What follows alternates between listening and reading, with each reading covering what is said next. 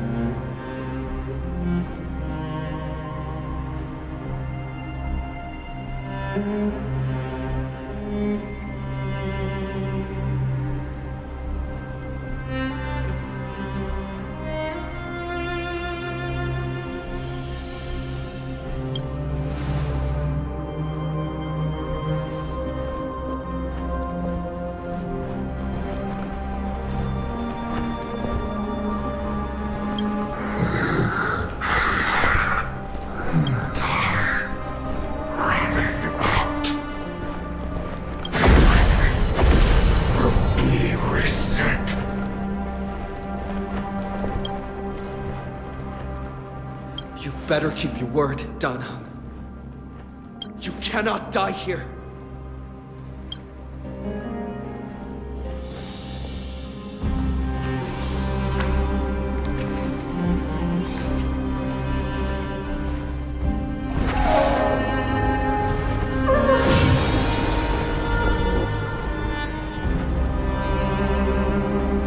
This power, unfamiliar. Who are you?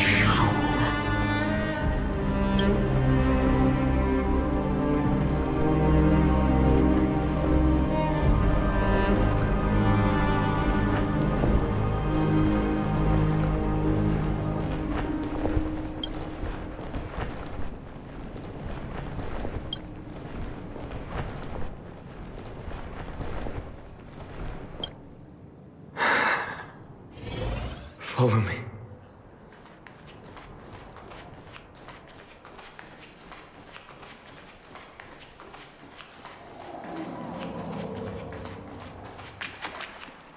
Lord Finan. Finally, you're all back. Even in such desperate times, you still managed to keep your promise to me. I am grateful beyond words. Finon, what is this? The Flame Reaver is wreaking havoc in the city, and they still have many clones. Zeph, please get someone to inform Kratos, and have him lead the most elite guards to defend the city's passages. Until I complete the core flame ritual. Please, do everything you can to rescue the citizens in the city. Understood, Lord Finan. Nemazini, several citizens are trapped in the Garden of Life and are temporarily seeking refuge under Hyacinth's barrier. Can you dispatch someone to evacuate them? Though, I also don't know where to shelter them. Leave this to us, Lord Finan. Just focus on your own mission. All right. As for the two Trailblazers, I'll also leave them to you.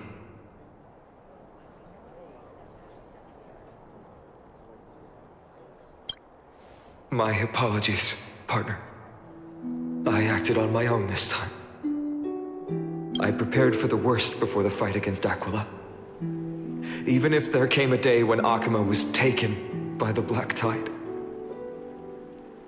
As long as we defeated Aquila, lifting the sky's curse, you and Danheng would at least have a chance to get home safely.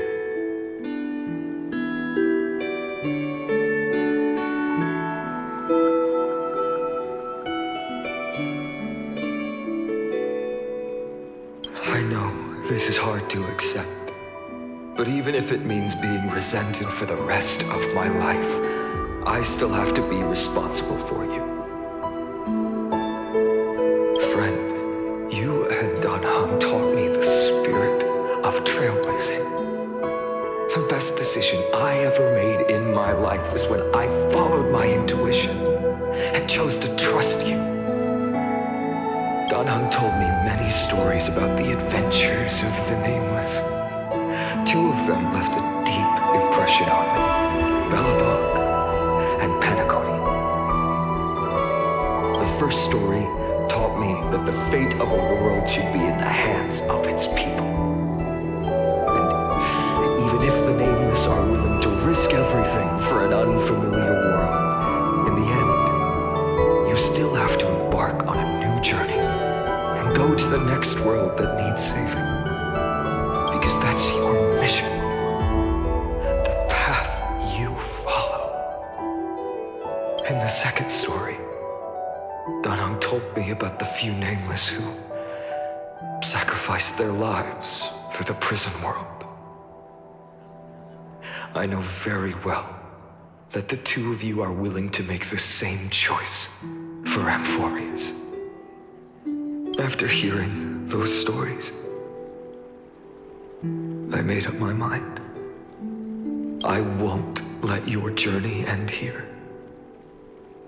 Somewhere beyond the sky, or Amphorians have never reached. There are many people waiting for you to come home. The prophecy has always remained shrouded in ambiguity. Even if the 12th core flame is returned, no one knows how the Era Nova will manifest, let alone if the miracle will extend its favor to two visitors from beyond the sky.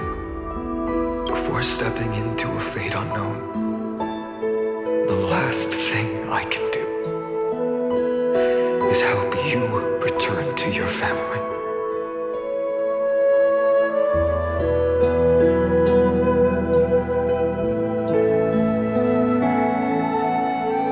Please, don't worry.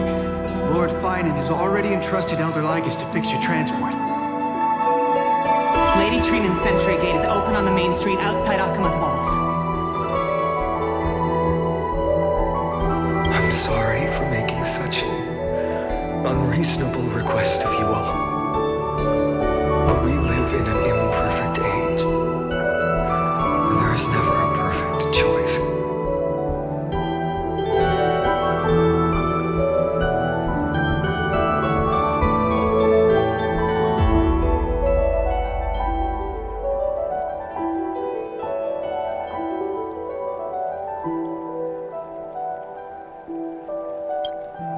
Every one of us has the right to make our own choices. If you can't accept my decision on your behalf, then use your choice to open up a new path. That's what you're best at, right? Regardless, Dunhung is still holding on for his life. Don't keep him waiting too long. Partner. One day I hope we will reunite under the constellations. When that time comes, we can hold a belated victory feast. How about that?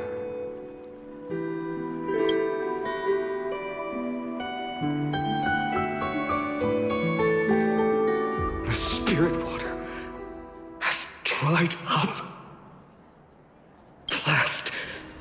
Why is nothing going right? Calm down. There might be another way in. The closest ritual basin, the other chrysospheres. Snowy. Trinan! I thought you'd be waiting at the vortex of Genesis. Are you all right?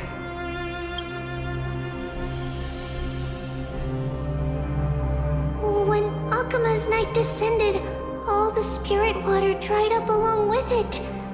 We anticipated that you'd be on edge, so we came ahead to wait for you. You've always been the ones who knew me best. Kavali's core flame. You know where it is? Yes. Little Syphi protected the core flame well.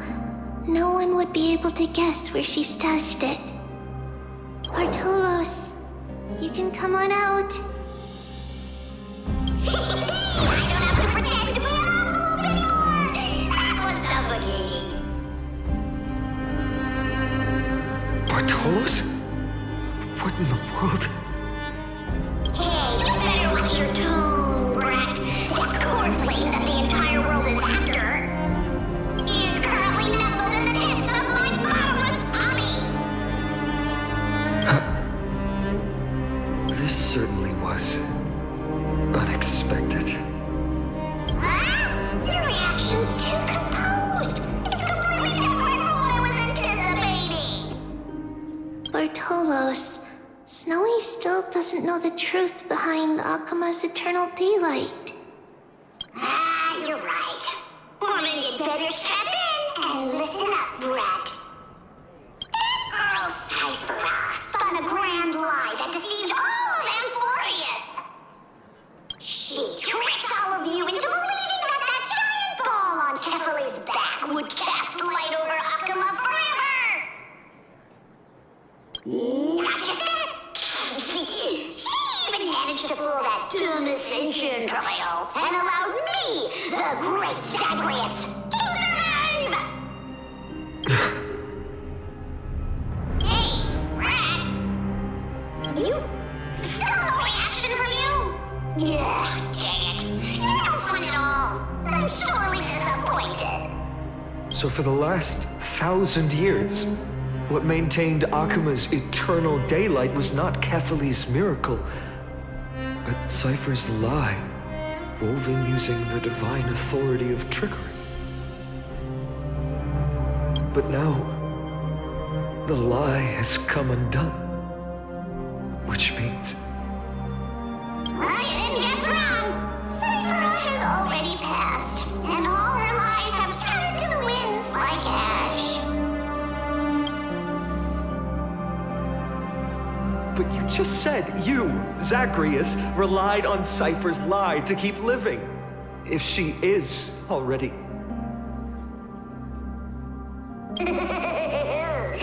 Guess you're not as smart as I thought, Rat. Don't forget, I'm one of the 12 Titans of Amphorius. And this core flame in my belly, is it not the core that maintains a Titan's life and divinity? So you're going to hand the core flame over to us? Just like that? Just so. How about it? Let's hear some groveling gratitude, eh? Why? In the myths, Zacharias was the most cowardly and shameful of the Titans. Hey, stop slandering me with those fabricated tales. My pursuits are far greater than one measly life. Let me tell you then, my lifelong ambition was to work with Cypher to conjure the greatest trick in the world. Assume this world holds 100 million possibilities, and no matter how one looks at it, 99,999,999 of them all point to outcomes of certain destruction. But with an exquisitely brilliant scheme, we fooled all the fools, villains, and disasters of this world, and achieved that 1 in 100 million possibility. This is the miracle I wish to achieve in my life's pursuit, even at the cost of turning into this. Take the core flame with you, Brat. Go finish your mission.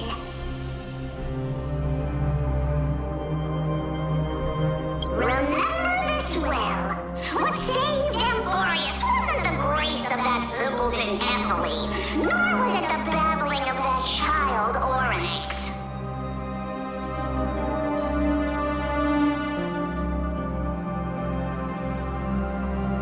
It was the divine power of me, scorned by all, and the millennium-long lie of a cat-eared thief.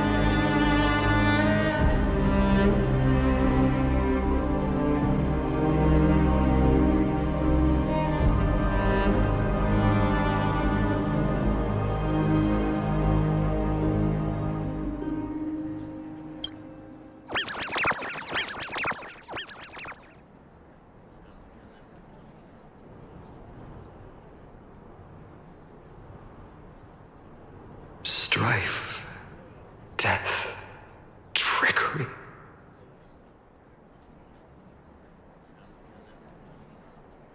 So those signs deemed as harbingers of calamity will also leave behind marks in the tale of deliverance.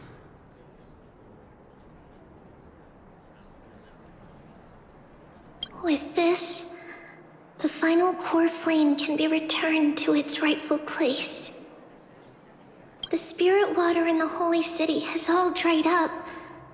We can try to break the sealing magic of Fagusa's priests. and use the Century Gate to send you into the vortex of Genesis. But that will likely exhaust any remaining power of Yanis that we have. After that, the rest is up to you, Snowy.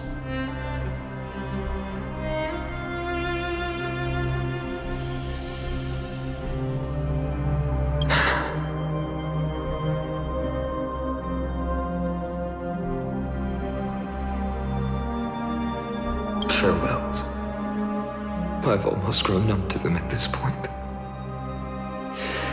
Right now, I can't even utter a plain goodbye. Snowy. Don't worry, Trina. I'm no longer the empty shell that Aglaya brought back to Akuma. For every companion who couldn't reach the end, their conviction to save the world became a part of me, piecing together the soul I once lost. I lost my home village, but you, Aglaya, and everyone else created a second home for me. Now that this home is also in danger, it is my turn to repay your kindness and create a new world that can carry everyone's wishes. I hope that in that new world, a new sun will rise, bringing one dawn after another to all.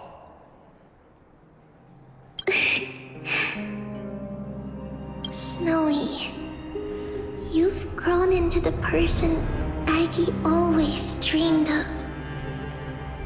Indeed, we don't need to say goodbye here.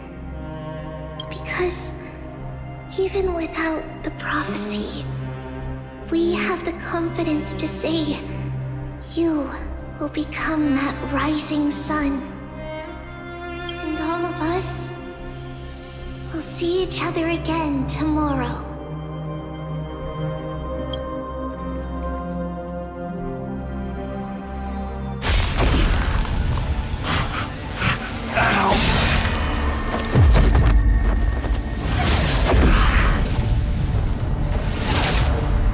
All shall bid farewell to one, and that person alone will witness the miracle. Such is destiny. Become the dawn. Deliver.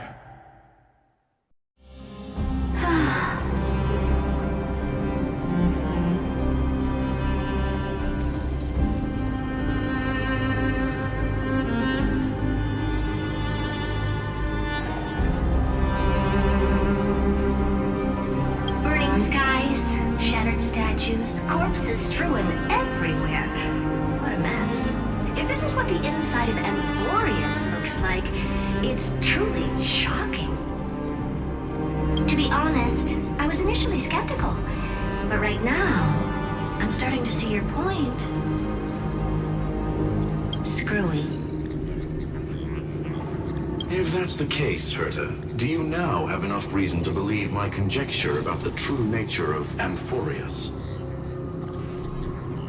Let's not expand on that topic just yet. That Intellitron, Lygus, was it? He's not completely dead. That was probably a fake body. Something behind it is still defying us. I must admit, even if both of us worked together, it wouldn't be a simple task piercing through its defenses. For now, we can only observe this world as bystanders. I knew we should have brought Steven along.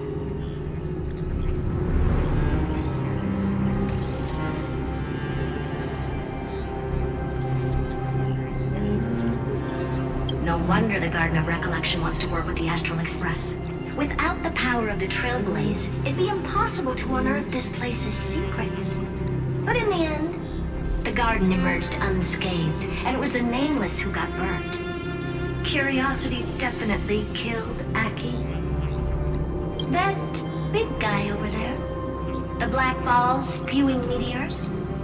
You think it's got anything to do with the Lord Ravager?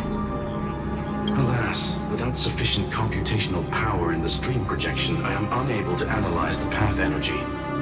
Suggestion: the immediate priority now is to find the whereabouts of the two Nameless.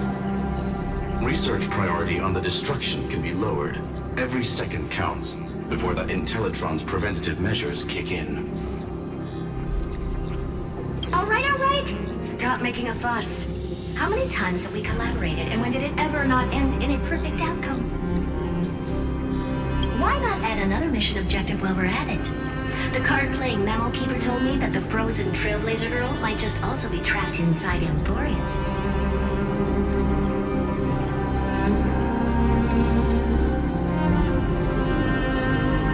If time allows, I will also investigate March 7th's whereabouts. Berta, do you hear that? A wave of desperate cries from the heart of the mountain city. The lives there are undergoing intense suffering. Conclusion: the butterfly has already flapped its wings, and an impending storm closes in. The Nameless are important allies, and you and I have matters to attend to, Herta. I beseech you. In moments when a choice needs to be made, one must not be distracted due to personal interests. Of course I know that.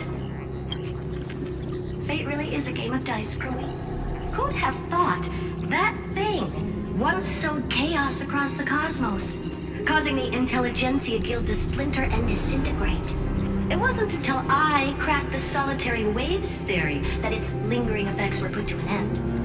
Yet, in a forgotten corner of the cosmos, one slipped through the net and remained operational. And it was this machine that eventually became the cradle for the birth of a certain Lord Ravager. The source of Emporius' tragedy is an Emperor's scepter that survived to this day.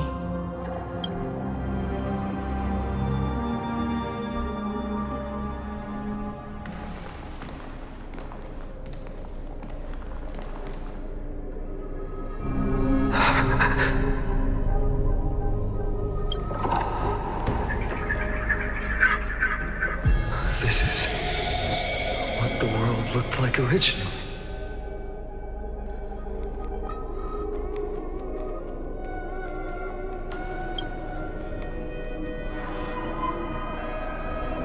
What are you doing here? Answer my question, Lycus.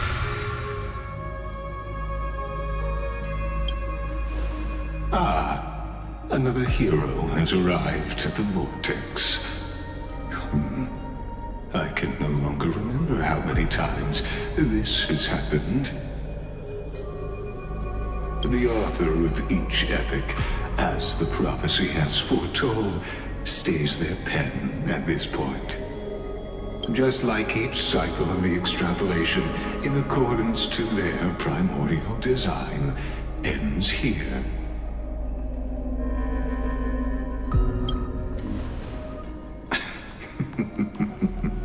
No need to panic, Lord Farnham.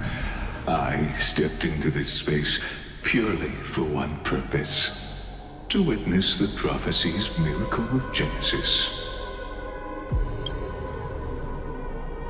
You've never expressed interest in the Flame Chase journey. When my companions and I ran, bled, and sacrificed for the core flames, you never so much as lifted a finger. An indifferent observer. An anti-Catharan who's neutral till the end.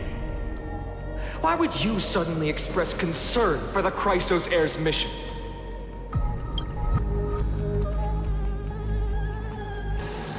When that lone swordmaster left everything behind, plunging into a sea of madness, I was on the shore.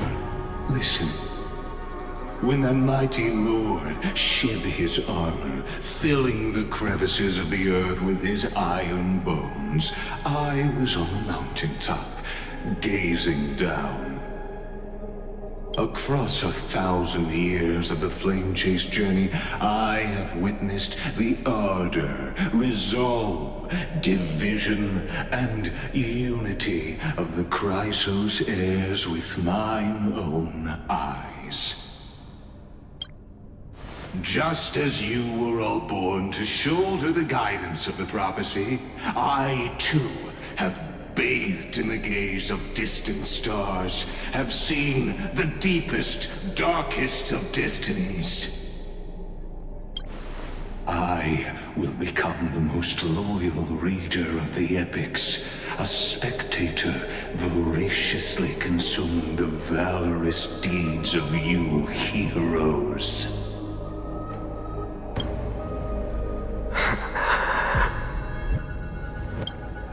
Gaze of distant stars. One day you will understand, but not now. At this moment, please disregard this observer and finish what you must, Lord Finon.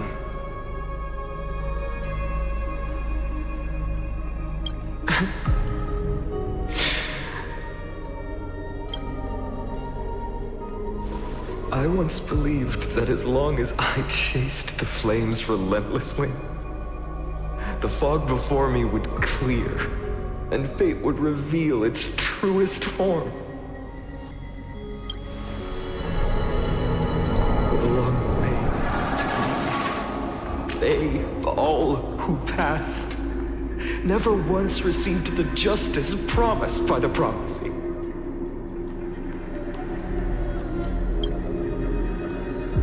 I have perceived.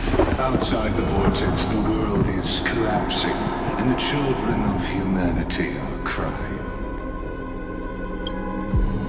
But you, Lord Finon, will bury the old world with that core flame, bring all things into a gray unknown.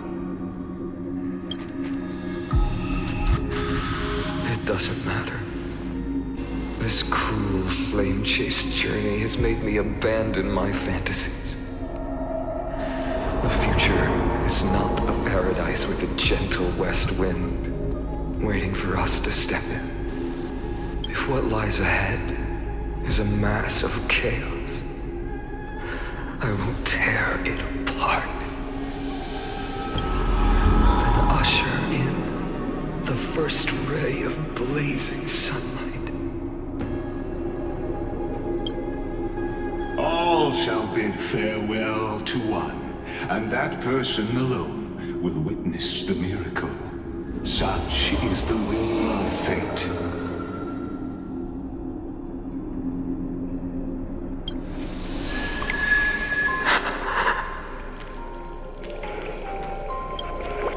Yet this time, will an epic with endless cycles.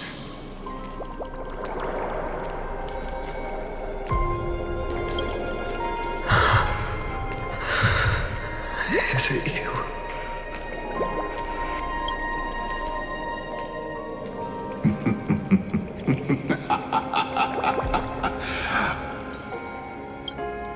Turn a new page.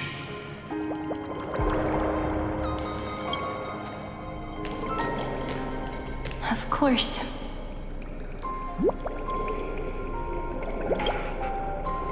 This will be a romantic story like none that has come before. You think so too, right?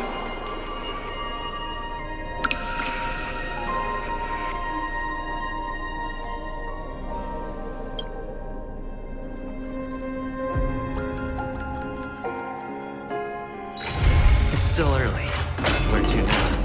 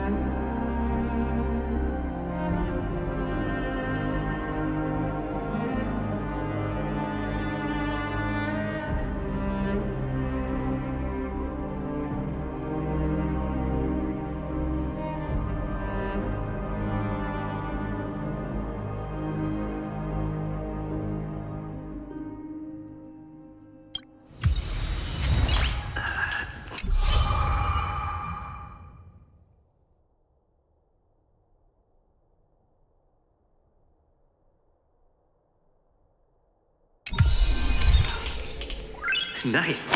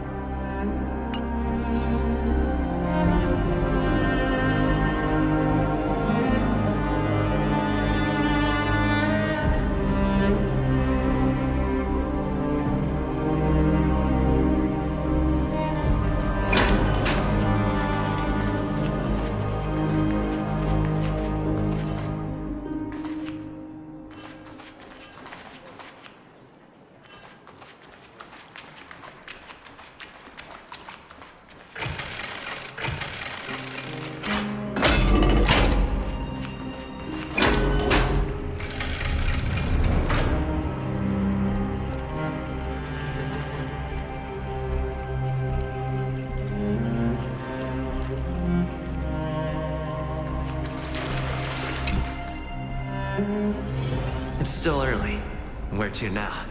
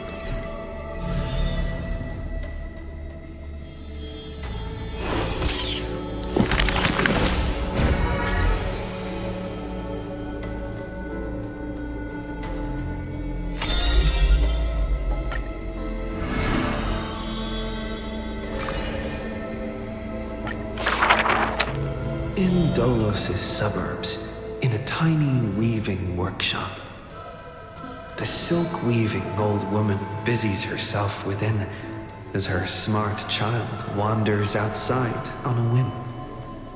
The silk pours from the loom, some bright as the dawn, some dark as the night. The woman had lived her whole life in poverty, yet through her business, she never deceives. Good child, listen to me. Never lie and speak deceit, for people like you only do to honesty. The girl smiles and nods, but her heart is drawn to the boundless desires of the bustling streets. And the grandmother is unaware that her handmade white dress has been stained by the mud of conceit. Madam, what is a bundle of white silk's price? Sir, only 2,000 balance coins. An honest price tag can only meager profit obtain. If we keep selling cloth like this, we'll stay poor for the rest of our lives. The girl complains to her grandmother while sprouting countless plots and petty tricks. The woman smiles and does not reply, only weaving with night-shaded silk a suave hooded robe for her little spark. Why don't you take some of our goods and go into the city tomorrow to try out those pranks? The mesmerizing moneyed charm of Dolos City turns minds and tongues into a whirlwind of confusion. Even the girl who prided herself on sharp ears and a clever tongue could not contend with the myriad of shifting faces before her. She returns penniless and furiously seethes. I vow to the god of thieves that I will eventually empty those people's pockets. Smiling, her grandmother stops her silk work and offers some dinner with humble dish. Silly child, don't let Titans hear such vows and promises.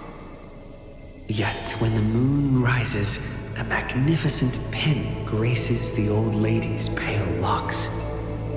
The girl smiles at the old woman, now stunned in shock. I actually did return with some cash. The brilliance adorning her white hair drew all eyes, and its proud original owner arrived to stake their claim. The bet that the girl won with a brilliant trick is described as a thief's loot through lying schemes. The old woman, in her panic, shouldered the blame, confirming a sin that was but a fabrication. By Dolos' laws, we must also execute all her family! To protect the girl, the old woman reveals the final secret unseen. She's not my family, but just an orphan picked from the street on a whim. People thought this to be a lie, but the girl knows her grandmother cannot deceive, just like how she always glossed over questions about parents and kin. Your parents went to a city-state far away. The girl never bothered to unravel the threadbare lie.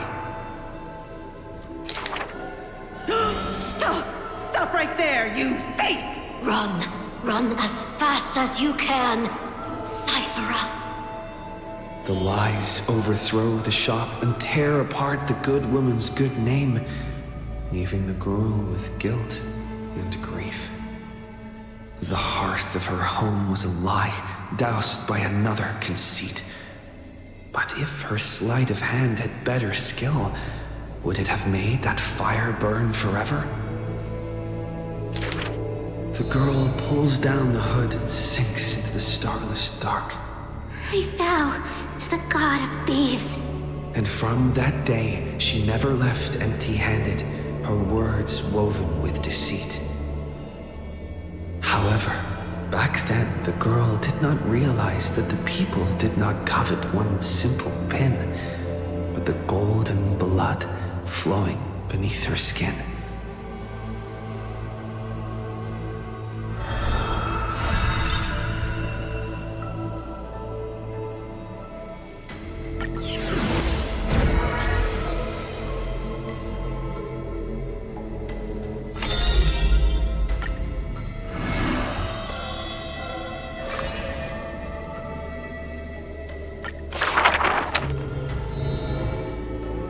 But being able to see everything is the same as seeing nothing.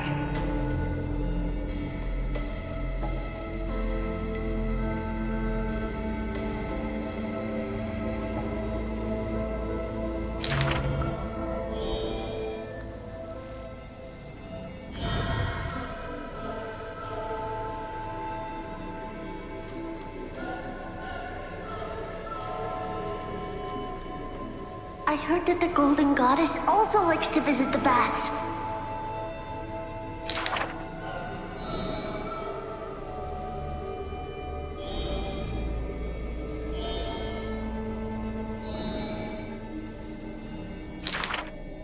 Teacher, I had a dream.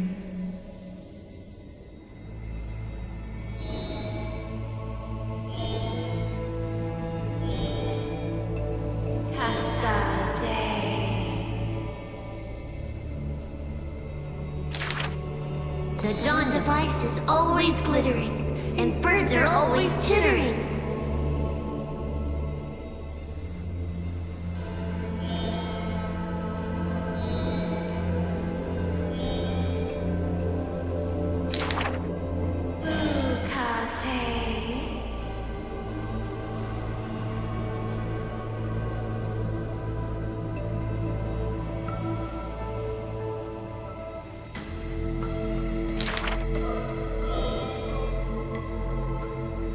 You are aware of everyone's fate, yet never speak of your own future.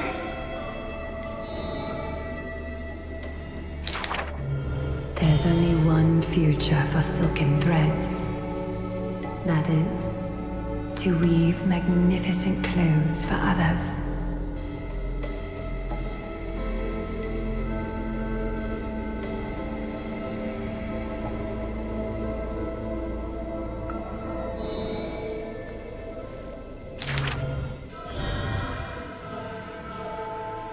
The one that wears this elegant attire in the future must bear the weight of the silk threads.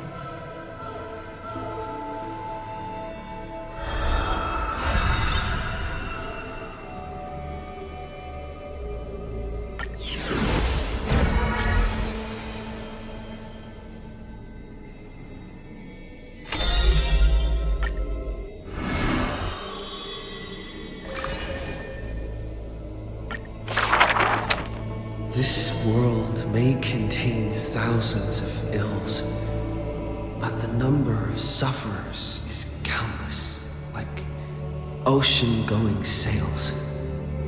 The father and daughter who inherited the sky wander this land's paths, and throughout the cities, they heal the unwell. Heirs of the sky who once reveled in martial might, why do you now soothe the world's blistering blight? The doctor responds with a smile as he cures the injury's agony. Father, why did our ancestors revel in warlike might? Because they only have a sorrowful past of lamenting wails. Then why are we here, soothing the blight? Because we have a future that needs protection still. The priest who parts dusk from dawn collapsed the sky and sealed her wings, and dwells in a place where time itself mends, bearing the promise to return to the zenith supreme. This is the Twilight Courtyard's story. And the father tells his daughter the tale of their line, next to the bonfire lit in the wilderness where winds pine. Though he had told this story many times before, the light in the girl's eyes still shines. Maybe I will return to the sky one day. Or maybe that is not to be your fate. The blessings of the sky were passed down through generations of their heirs. The brawn of the Titan who molded stars granted a boon fitting and fair. Perhaps the girl with heroic blood in her veins will be accompanied by thunderbolts and the sun's merciless glare. Childishly, she recited the words, "Oh sky, heed my wishes." and thunder and heat did not descend. She only saw a sliver of gentle, warm flare, wiping away mortal exhaustion and others' tired airs. What a gentle blessing. All said that she must be a savior saint, bringing light to the land, even if faint.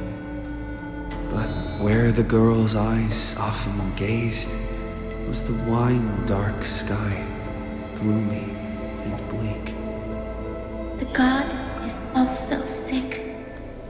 That grand longing to save the world may be no more than the girl's feeble dream. But her father treated it as his greatest treasure, and taught her all the ways of potions and creams. That girl therefore always accompanied the gentle master of healing and repair.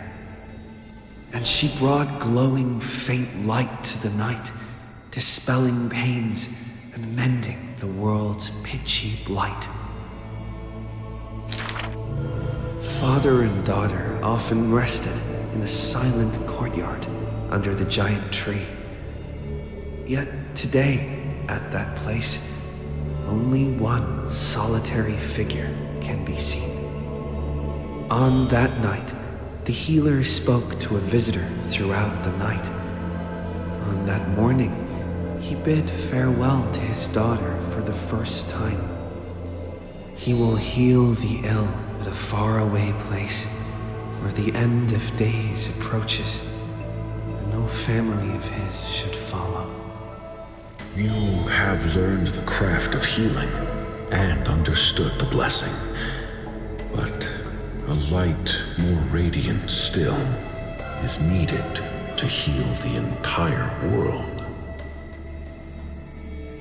The departed healer never returned, and the girl never left. And that rather lonely courtyard stayed silent as it was before.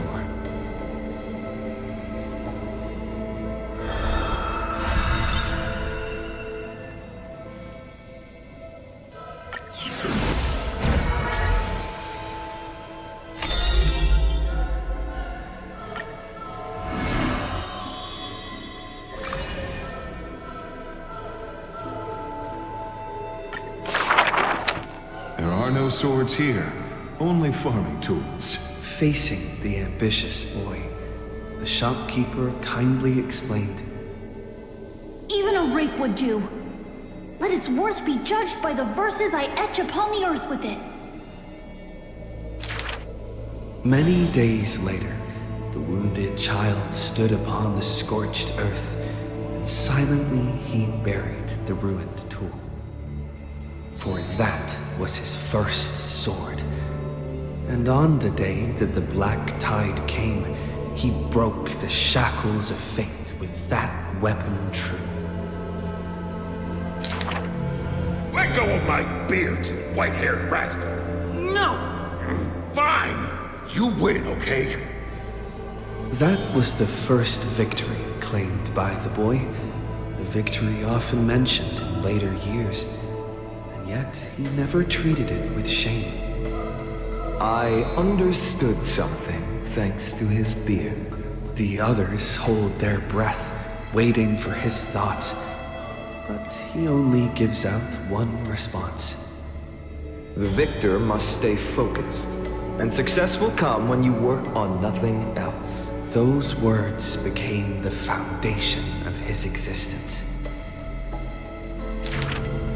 Knowledge is also a power used to smite. While studying at the Grove of Epiphany, he etched this into his heart. So he devoured thousands of books, skimming through to glean the martial powers of might. But unenlightened wisdom is merely dust. And when the next calamity approaches, all he recalled is flight.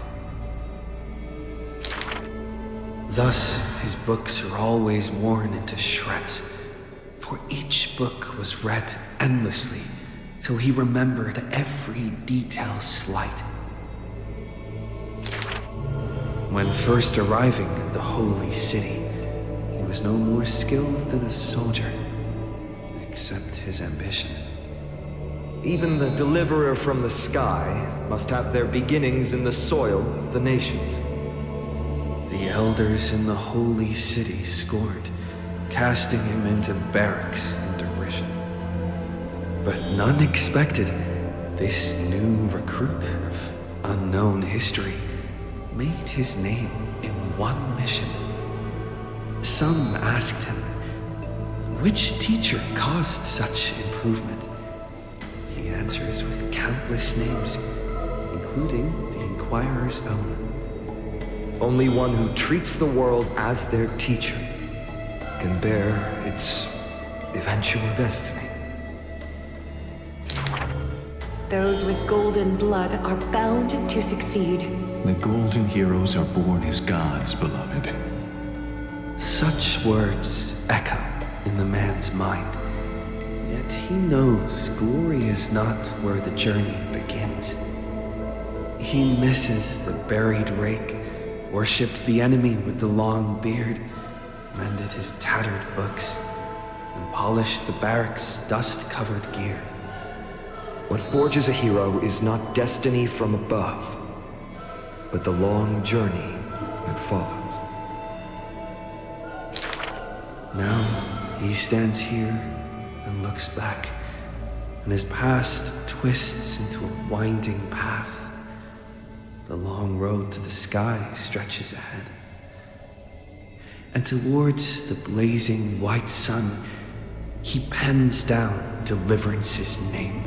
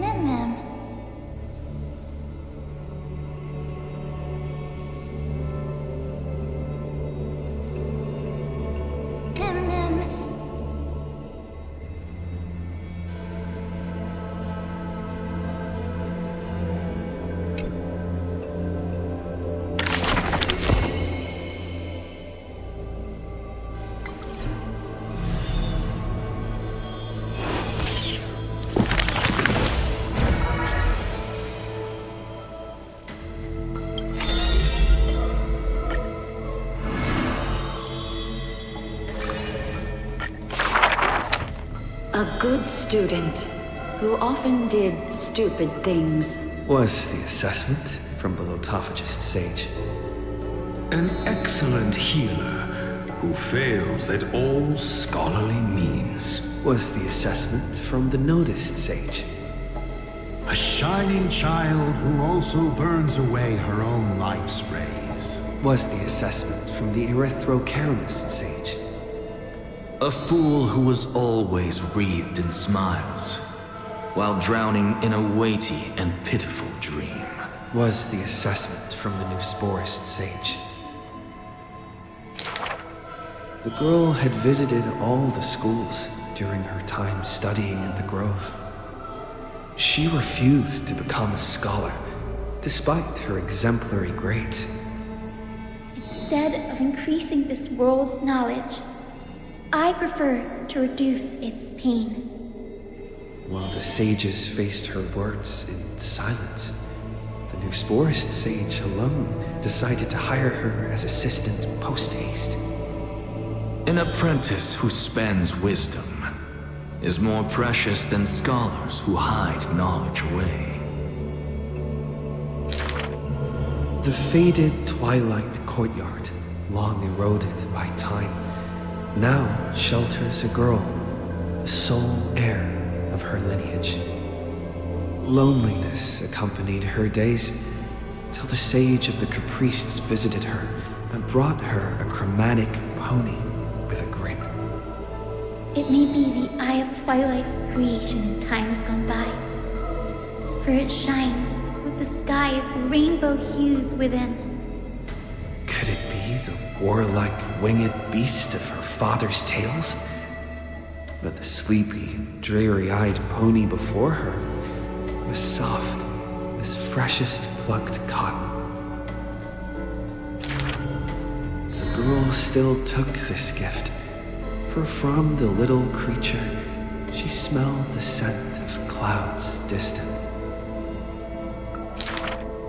If it weren't for her, I would have suffered more accusations.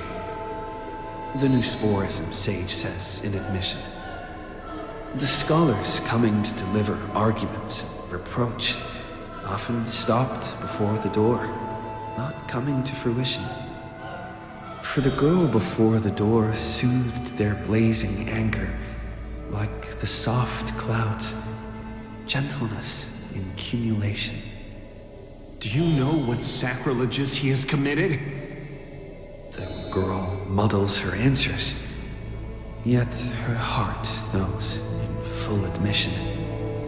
Like you and me, he too wishes to heal all of this world's afflictions. The girl treated ailments for many years in the Grove, composing her medical treatises into tomes. When scholars seek medical help, she realizes with a startle that kindness too can grow into its own bloom. By that time, the twilight already lost their eyes, and the world drowns in evernight, while the girl and the healer again traverse the world in gloom. Seeing the golden thread and ivy in the night, though it has been long since she recalled her past, she once again thinks of her childhood dream. Should the sun be dimmed by destiny's decree, then the dawn that heals the world I shall replace.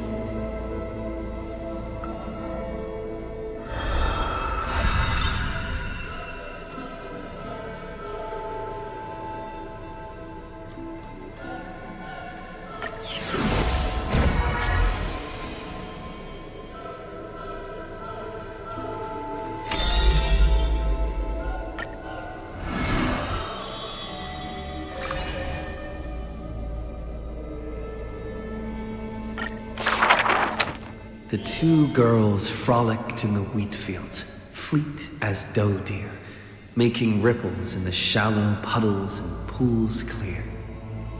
As dusk approaches, the exhausted girls collapse over the wheat heaps, talking about their longings and dreams of literature, love, and a journey through a world dear.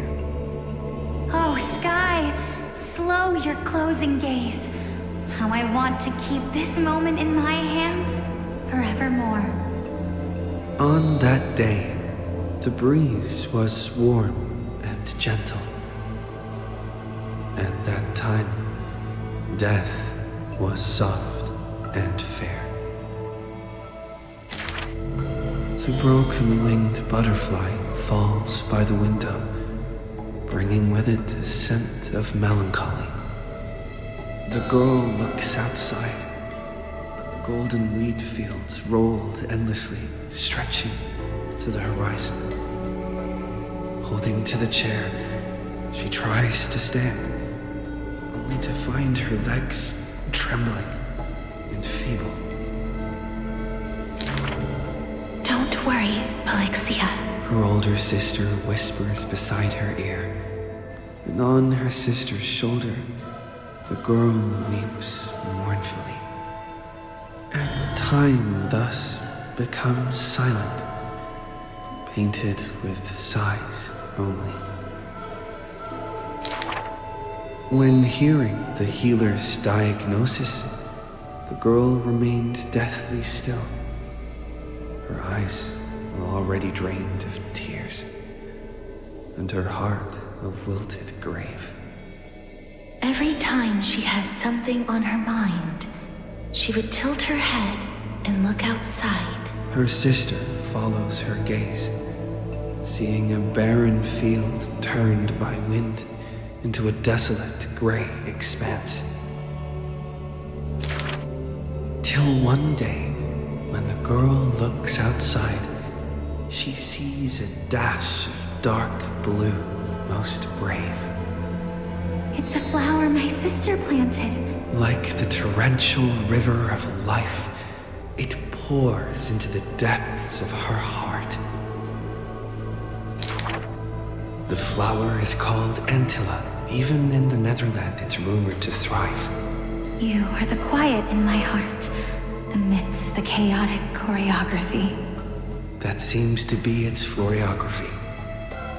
When the days are warm, the sister would take the girl on long journeys through the flower fields, gazing upon rivers, napping amongst the grove, a discussion hardy. After I die, I want to become an Antilla flower and become the quietness in your soul. A thoughtless word from the girl gains her a wrapping on her forehead most dainty. Do not speak of dusk when you have yet to see the dawn. Dew drops from the petals as wind pulls on the leaves, and the two of them sit in quietude. The girl asks for the means to tend to the garden, and while her sister sounds concerned, her heart is relieved. But the concern is well-founded. The girl tripped and fell into a mire. She gazed directly into the eyes of death in that dark pool, bottom unperceived. I've been the weight upon my sister's wings. Let this be where it all comes to rest. The girl gives up her struggles, only to see a figure pierce through the water's surface. I won't allow you to walk through the dusk alone, or enter the night of no reprieve. Her sister sobs without end, and the girl has to gently hug her and softly relieve. And then, this distant memory turns bleary, difficult to retrieve.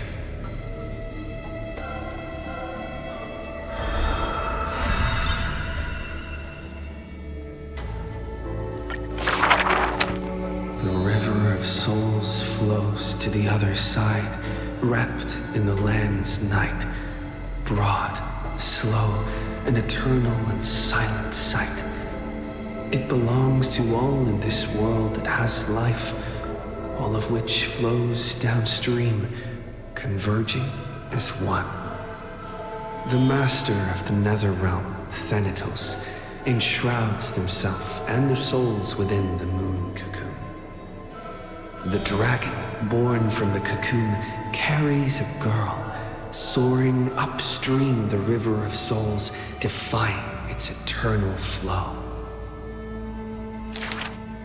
Their connection flows tighter than blood, and the key that opens the Netherworld's gates is the sisters' selfish plight. Back then, the boreal winds cut through to the bone. Back then, death was a bitter and stabbing fright. In the Netherrealm, without an earth or sky, a flower named Antilla blooms, its beauty witnessed by but one soul. You are the quiet in my heart, amidst the chaotic choreography. The younger sister scores through the blooming Antilla fields, never finding that promised dark blue sprig. She silently made up her mind. Death, leave all your dark nights to me, and save the dawns for her. The younger sister gazes at the moon cocoon high above and plans a trip to the mortal realm, a distant flurry. A bard once sung to musical notes. Do not turn back. Oh, do not turn back. The long hand of shadow will retain the dead behind their gates. The giant dragon born from the moon cocoon willingly offered itself as the enduring barge of the River of Souls. No need to turn back. Oh, no need to turn back. That price had long been paid for you by someone else. The dragon lowers its long neck and places the girl on its back. In slumber, she will unknowingly greet the dawn of her rebirth. The dragon flaps its wings in the chilly gloom of the floating dead upstream, ferrying from purity into grime, going from silence to roaring boom. The souls of countless poets flounder past, their distant rhymes endless like foams. Do not turn back, for to look toward the land of mortals is in itself turning back. In this pale dawn, the sun's first rays light the night ablaze. So the dragon crosses the sea of souls onto the shores of life and strands itself in the gleam. We know not where these stories arise. They are scattered across the shallows with the waves. The confession the girl made before her departure still echoes in the tide's heaves. If there is anything for me to leave behind, may it find a soul to remember. This is the ode of my life, and I've already penned my last stroke.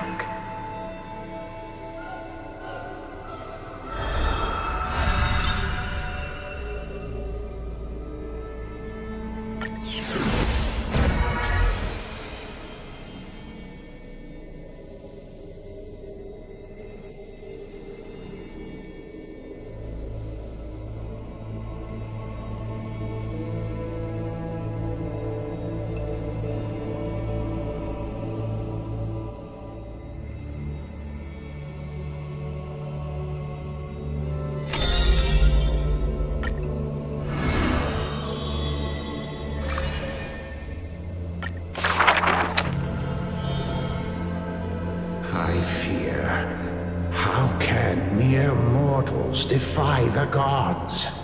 I worry. How can mortal bodies reforge the world anew? I suspect that the prophecy is simply a rumor.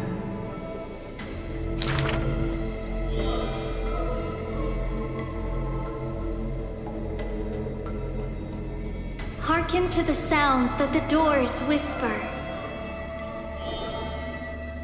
Overthrow the gods, it declared.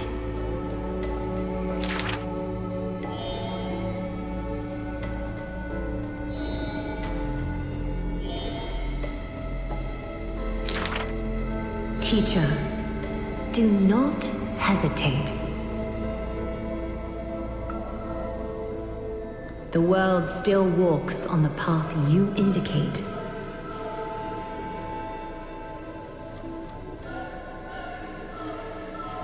Restore the core flames, it declared.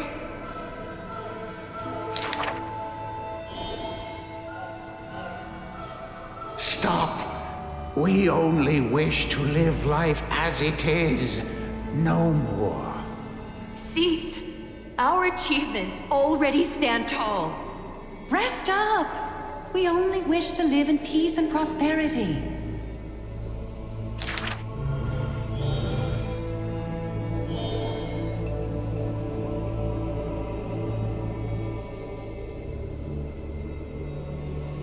Hearken to the sounds that the doors whisper.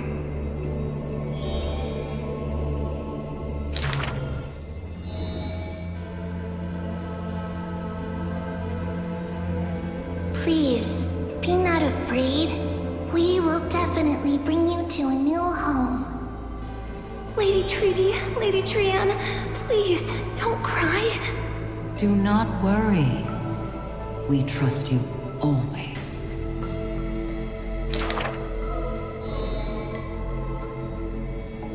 Bear the divine authority, it declared.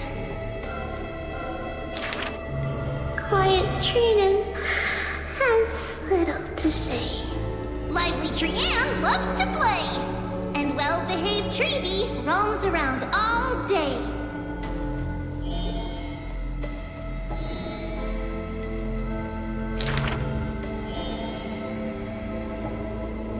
Forge miracles, it declared.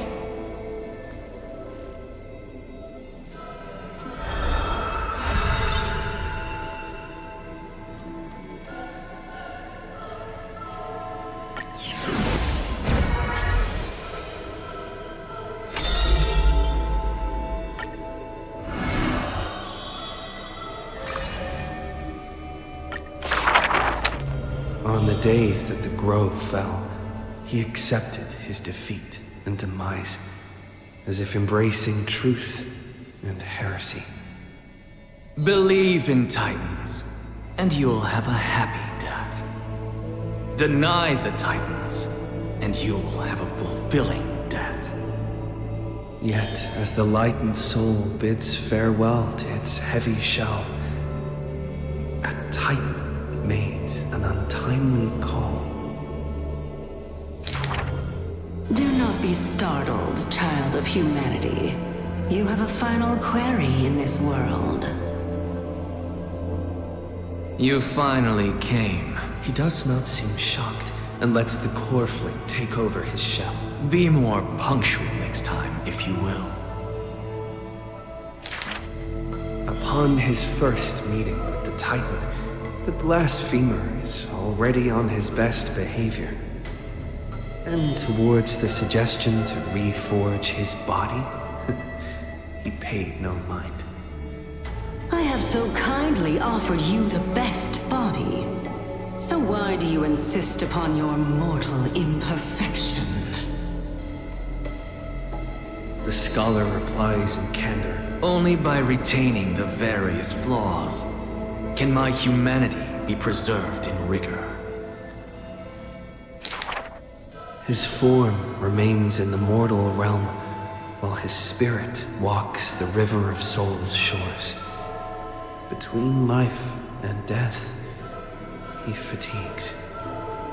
Dwelling in the child of humankind's thoughts and senses, the Titan cannot bear to remain a mere spectator. Why not ask me your questions, child of humanity? I am rich in wisdom, and shall speak with no ambiguity. As though an unspoken pact, the scholar asked the god about all things, feigning a humble quest for knowledge. Do you treat me just as a way to answer questions? A mere machine? The Titan got what they asked for. You should thank me, for good questions are rarer than good answers. Compared to the joy of a new life, the scholarly breakthrough carried home alongside death filled the scholar's heart with more fervor. He returned to the Scourged Grove many times, and the black tide followed. Despite his defeats, he never sought help or permission. But at every desperate moment, the Titan would eventually take over one half of his body. The union of man and God. A flawed and clumsy choreography. It happened but once, a perfect harmony. One man, one God, speaking in one breath. Stop stepping forward at the same time as me. The Titan once revealed the secrets of mixing life. A boon, seemingly a blessing, but full of malice. What a tempting bait. But that's not my desired chalice. Divine power is within his reach, but the scholar is not moved by that essence. This long and abnormal temptation is also a trial of elevation, where the sage can achieve all things, but shortcuts alone he abhors with silence.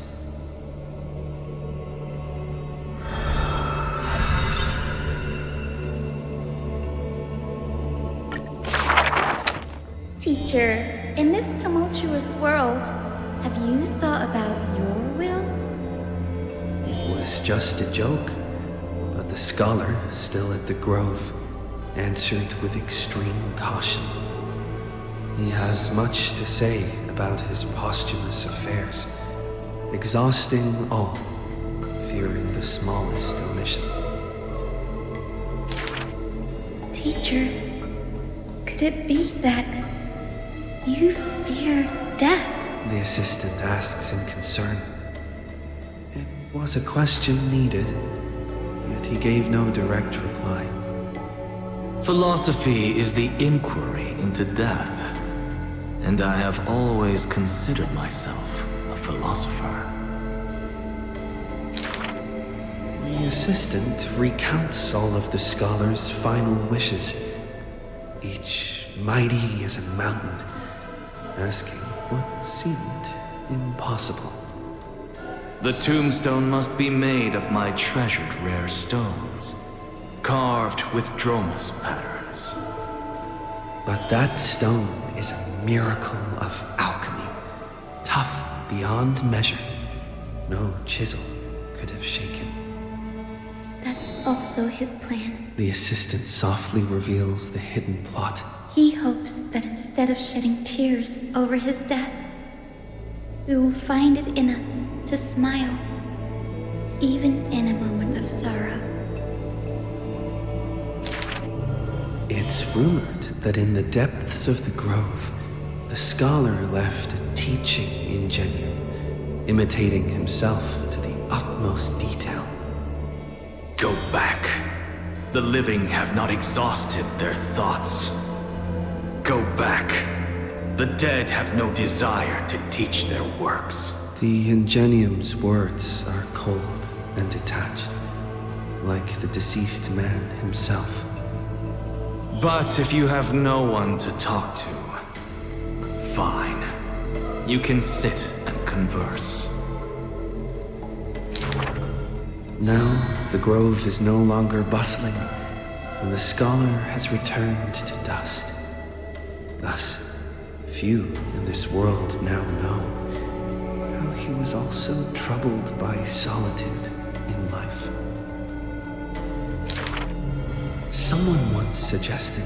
Perhaps your ambition should also find its place among your final wishes. Pointless notion. He dismissed in derision. Unveiling the countenance of the gods is a task for the living. Perhaps that is his haughty position. Such a melancholy topic, yet he insists on feigning a twist, avoiding it altogether. Perhaps these chapters should not be retained. Most are from the scholar's handwritten drafts, shown without his permission. Yet there seems to be a voice there in remonstration. It's just the past. What harm is there in revelation? Even in passing, his hubris still resounds in reverberation. The smaller a thing is, the more it shows its weight. The more foolish my name is, the more glory my achievements will be in comparison.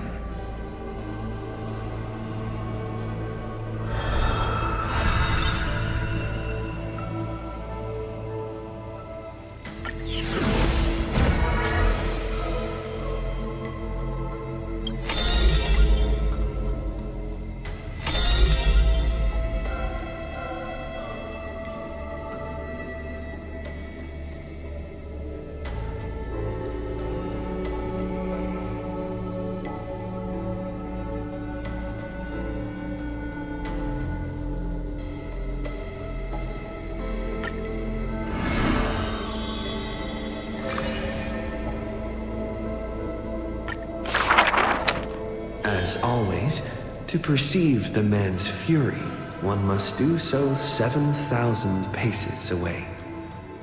The Krymnos he guards is once again shrouded by mist. Rust, blood, and fire are the ceremonial ode to the demigod. There is no one to witness or to give cheers of glory. The final Krymnos festival goes on without end. The victor shall embrace death and silence, and his glory will only be remembered by the defeated array. For that man, laws and seals no longer have meaning. War and battle never cease for a single minute, each passing day indistinguishable, morning and night entwined. The corpses pile up, filling ravines, forming mountains strong. He carved time with peak's edge and counted the fleeting years by fires of war. Sometimes the lion would climb to the hilltop to look down on the world and search for friends in longing. The distant heavens and earth stretched vast and boundless, but their endlessness felt ever more remote. Like Nikador, he cannot escape madness's clutches. Guarding the city alone and embroiled in war, the murmurs of the black tide constantly sound in his ears. Yet a flame soars up his chest every moment, casting light upon the indomitable path behind him. Memories seal the echoes of the past as the man strides into battle, fists clenched fast. He is the wound this world must bear, the new king before whom old gods despair.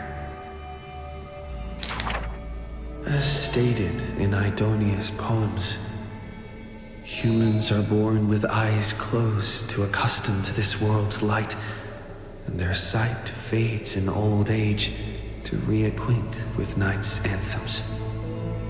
But the man did not bow to the decay of time, rejecting the lure of death's call. With each return from the brink of death, his eyes burn with fury, fixed upon his foes, until everything suddenly faded away. like a surging black tide swallowing all into nothingness. The world dissipates in the roiling black tide's requiem. Even the lion will one day die, a departure with no way back. With a sudden fall, his pierced chest hits the ground, and slowly flowing into the underworld is his golden blood, departing his system.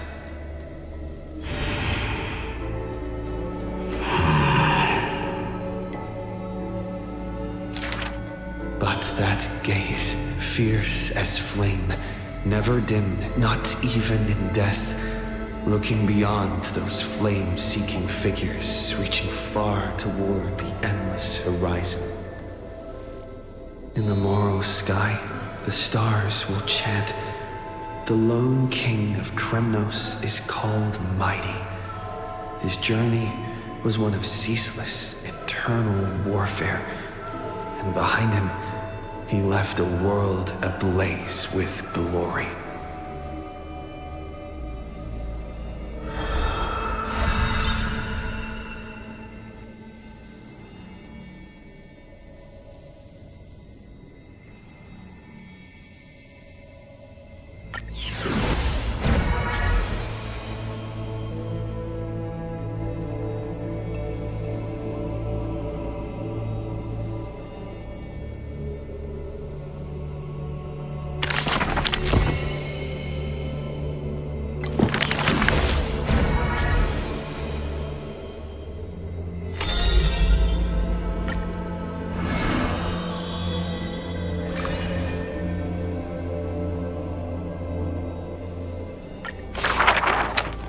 If every single scar equals a coin, then the girl always pursued would be worth her weight in gold. Deception, theft, and night heists. But her nerves failed her when it mattered most. The girl clutches meager loot to her chest and escapes, muttering curses, bearing her pain. We're head on. I definitely win next time. She always longs for the coin of whimsy's blessing, creed. Yet the coin in the air always suddenly disappears, as if in reply from the trickery titan. Day and night flow, and the thief's star makes circles across the sky, while time molds the girl into an adult. The cloak once used to conceal her entire body now only suffices as a hood that barely covers her fringe. No matter. These days, I have no need to hide. With a confident stride and a silver tongue, her perfected fraud thieving every opportunity as a result. And at curtain fall hour, those treasure-seeking steps fade into the moonlight. When she appears again, her arms are laden with money's weight. What is the art of thieving? Stealing from the poor. Not enough loot. Stealing from the rich. That's a boring task to boot. The girl narrows her eyes of greed towards those called the Chrysos heirs. The golden vines of the sages' homes, the sacred carcass of the Deathward realm, the divine lyre, the seashore's pearl, and the crystal chalice of the thousand gates. The girl knows not the treasure's origins, only that they are all valuable beyond measure. To have something priceless is the true art of thieving. A pity the deceits are all eventually revealed, and the thief meets a rare defeat. A golden thread discerns her meticulous disguise, and the heroes hold down her third hand to imprison in this thief star made of human feet. I take defeat with my head held high. Spare me your sympathy. She frankly faces the accusations, knowing that escaping would be nothing more than child's play. So the Chrysos air outside the cage smiles sweet. Would you like to see my most precious, a treasure bride? It is a dress, like the beauty god Nestia's divine body. More blinding than the sun, rivaling the moon in its glory. It is woven by divine threads. It captivates even the gods. But all the lies and deceit are revealed under the golden thread's query. The world-famous thief is stirred by such grand words into a flurry. Then just you watch. This wondrous dress will forever remain in my own gallery.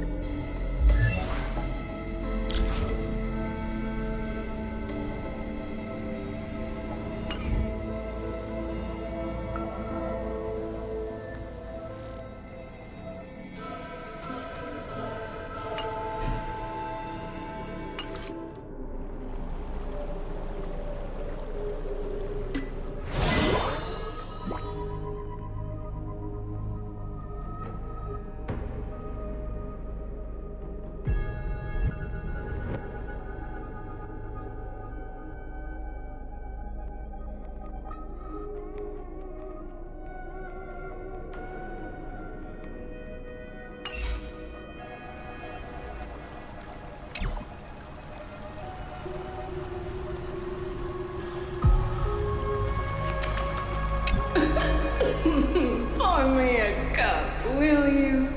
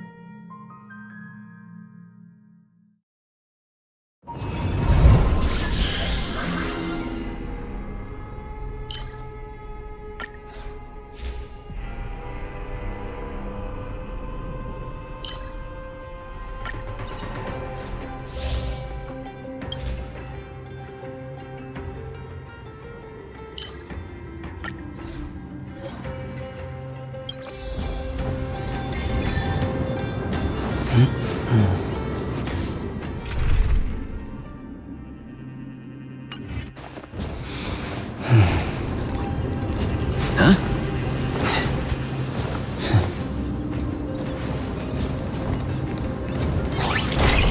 Slow simmer over low heat. Quick stir fry over high heat.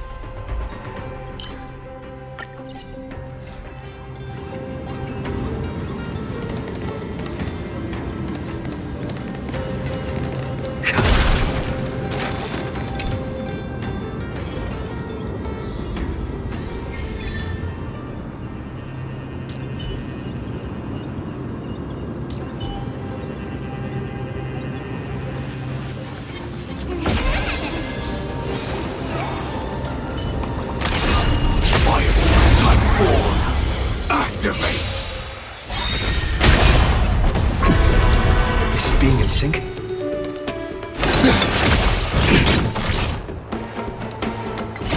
so everything burns to ashes! Since you're already here, why not have a meal before you leave?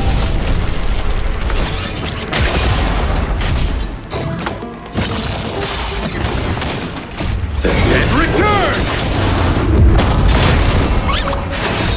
We'll do anything!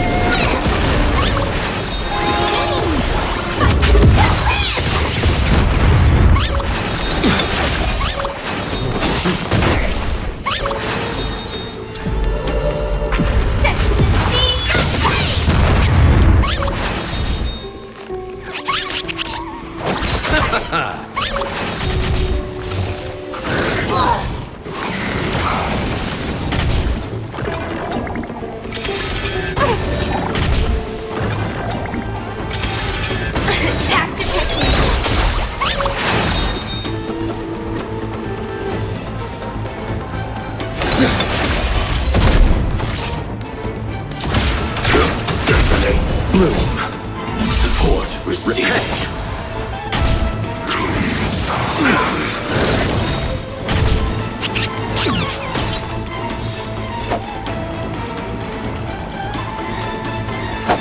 Receive divinity. Thank you for your general. I'm honored by your presence.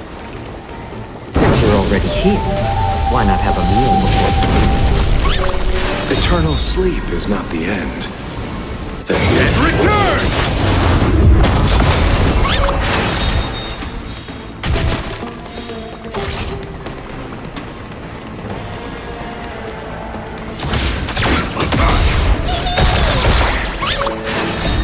Fireflies. I'm so everything burns to ashes! Firefly type full fight.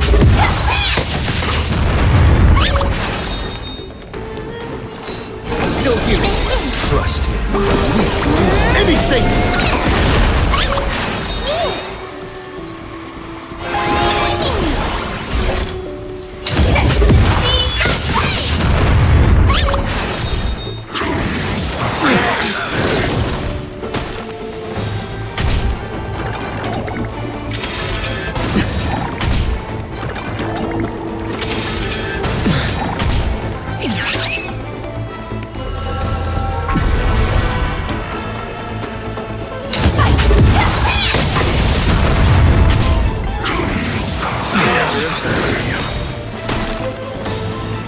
Since you're already here, why not have a meal before you leave?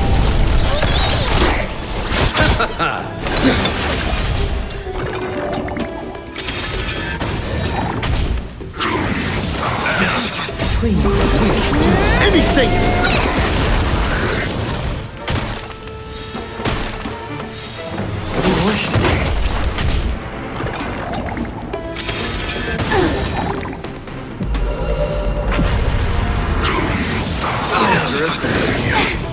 Bloom. The dead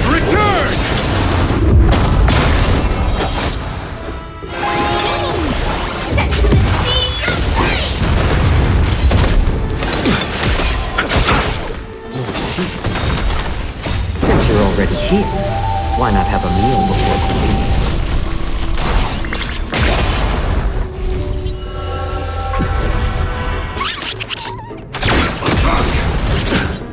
Until everything burns to ashes!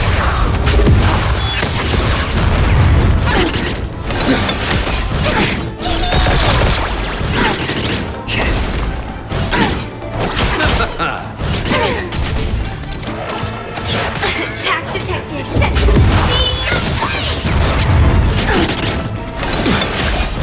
My back. Anything! Nothing. Receive divinity. Attack detected.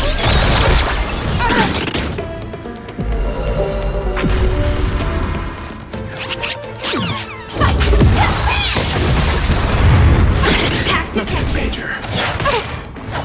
Little more heat. Attack detected. Bloom. Repay. The dead return!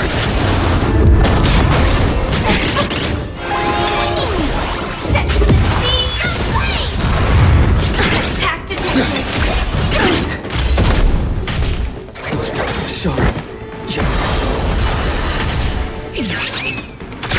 Detonate.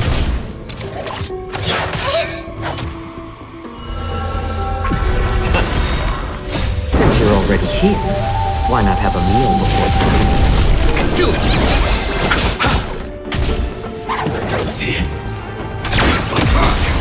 Until everything burns to ashes!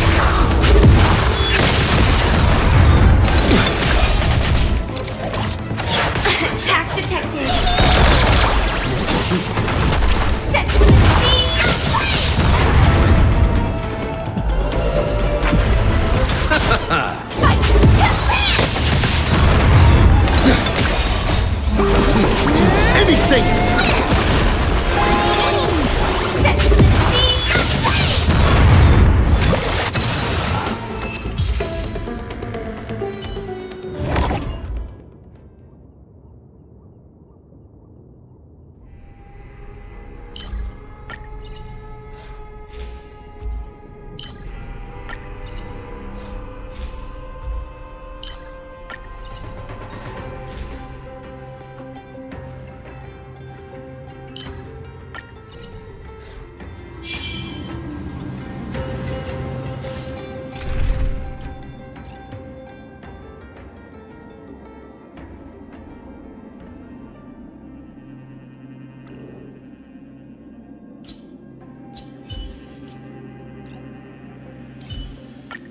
Looks like it's not a bad time for a performance.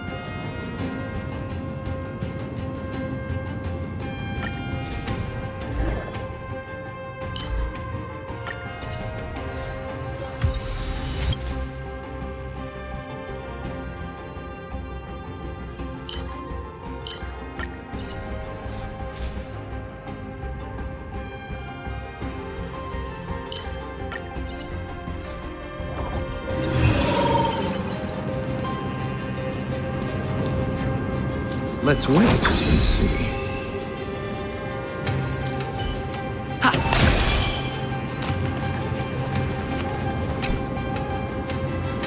We need a strategy.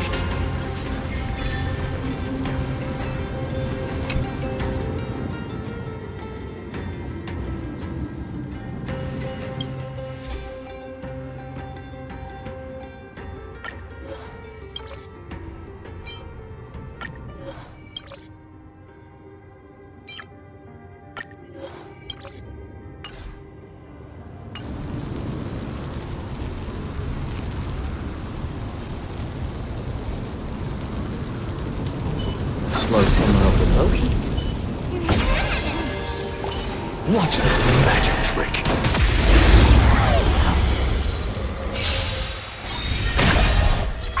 Repent!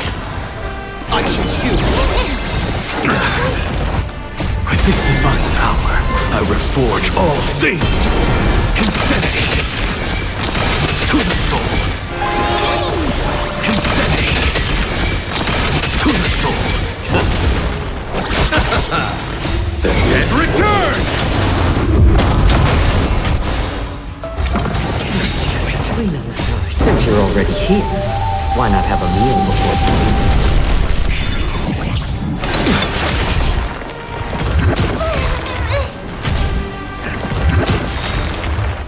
Receive divinity. We'll do anything!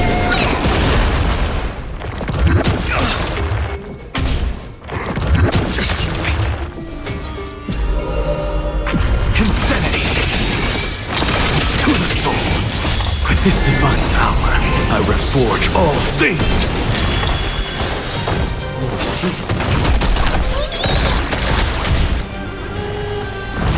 I underestimated you.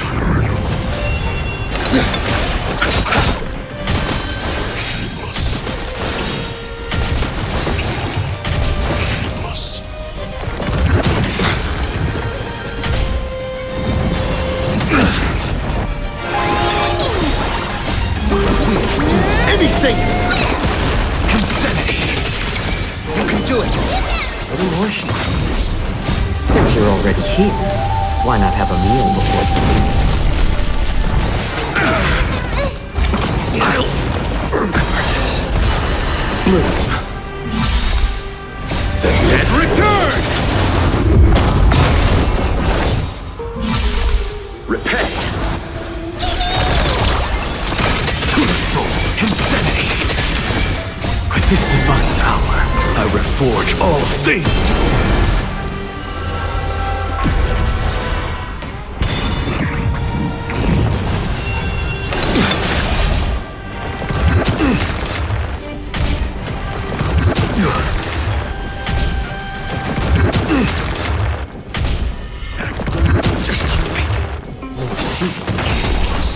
Since you're already here, why not have a meal before?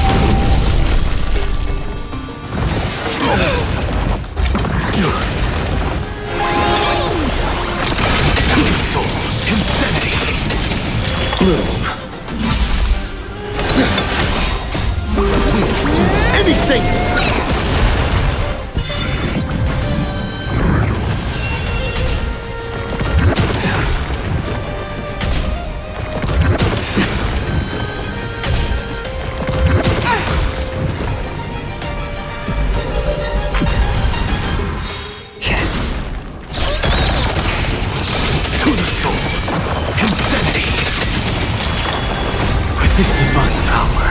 reforge all things!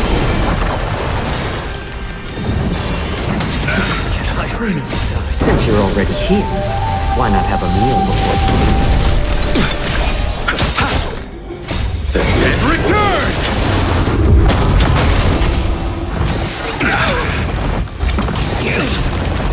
Receive divinity.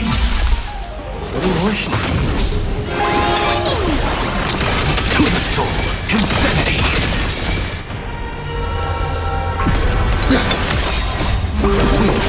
Anything!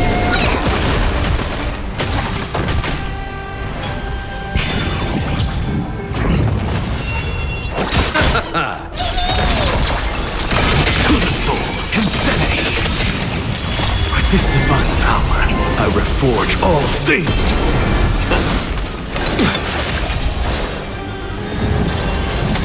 Just a tween on the side. Since you're already here, why not have a meal before you leave?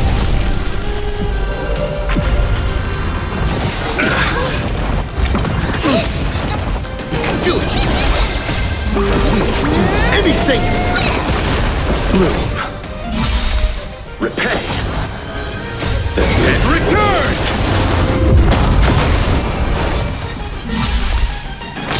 To the soul, insanity. To the soul, insanity. With this divine power, I reforge all things.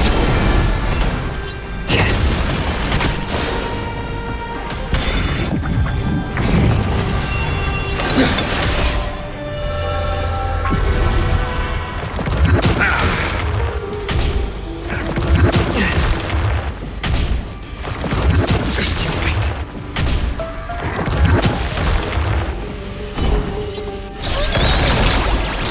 To the soul, insanity. Tiring. Bloom. The dead return! I underestimated you.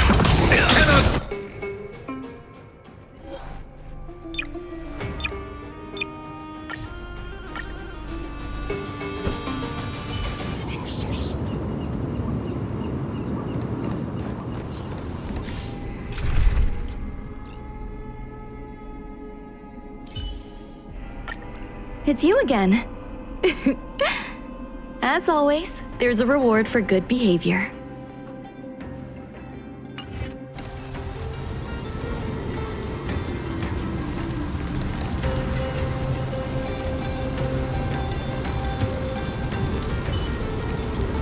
Sound lingers. Let's wait and see.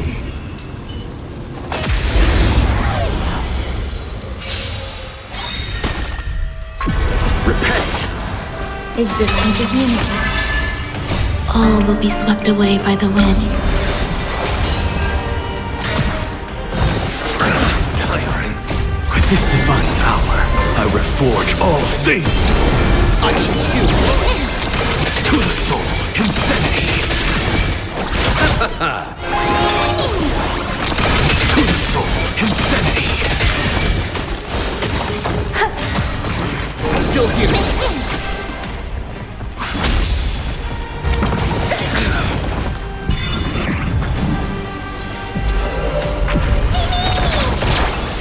This divine power, I reforge all things. To the soul, insanity. Eternal. All will be swept away by the wind. The dead return!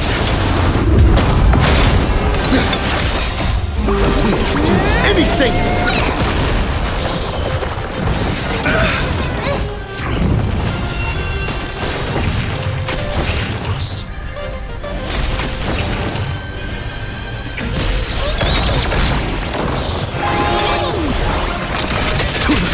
Insanity!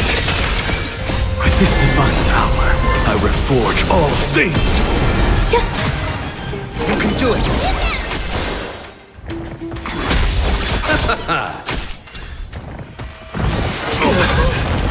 Bloom.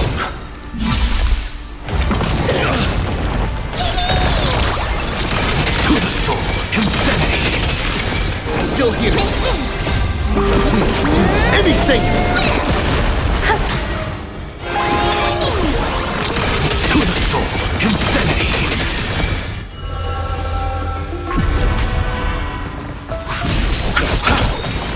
The dead return!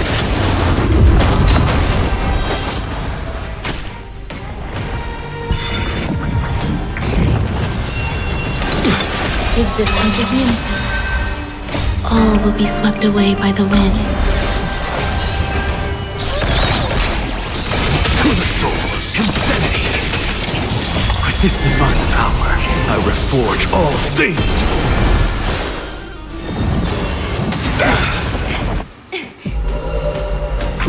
Receive divinity!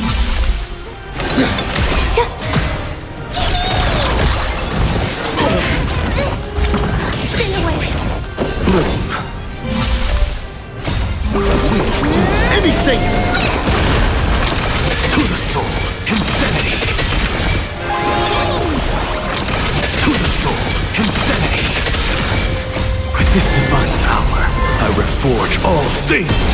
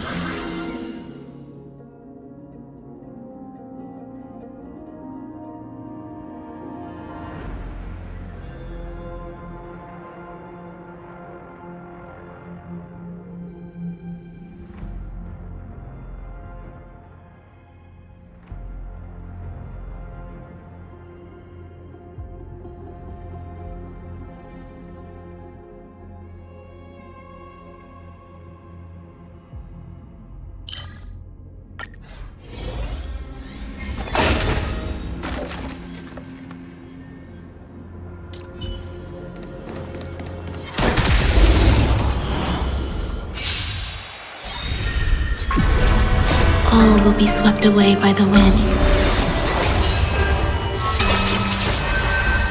The dead return! Do it! Insanity! To the soul!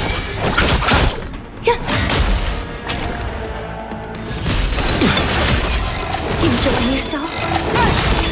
Bloom. Repay. We'll do anything! Insanity! To the soul! With this divine power, I reforge all things! Insanity! To the soul!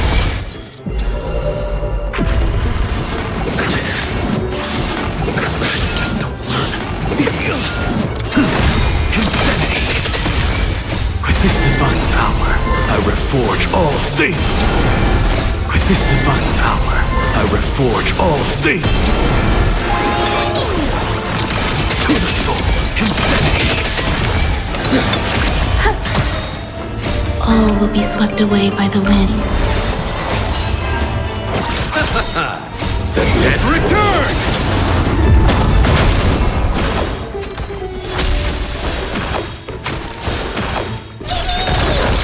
Still here. To the soul! Insanity! Existence is unity.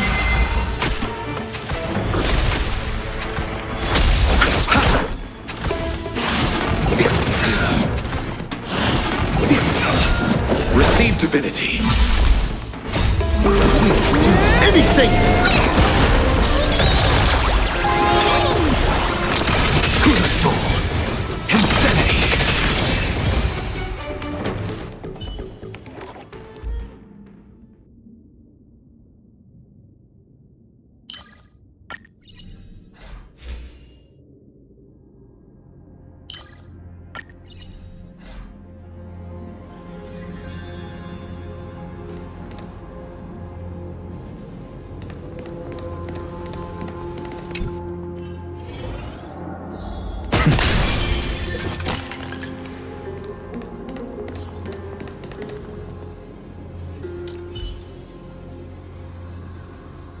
Sound lingers. Watch this magic trick! Eternal. All will be swept away by the wind. With this divine power, I reforge all things! Do it! To the soul! Insanity!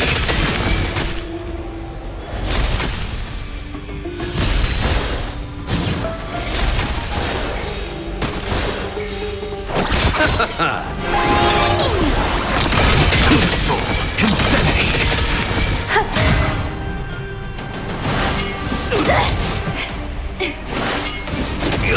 You can do it!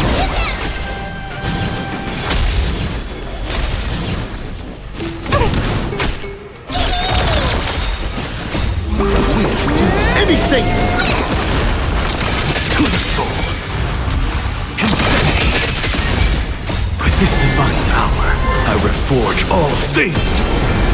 With this divine power, I reforge all things! To the soul! Insanity! To the soul! With this divine power, I reforge all things! With this divine power, I reforge all things!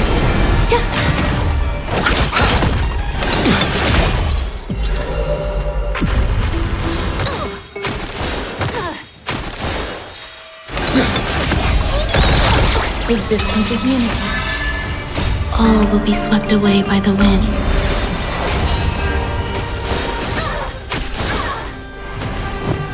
Insanity! To the soul!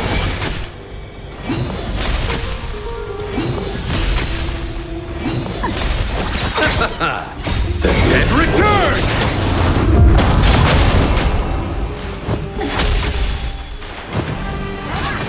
You just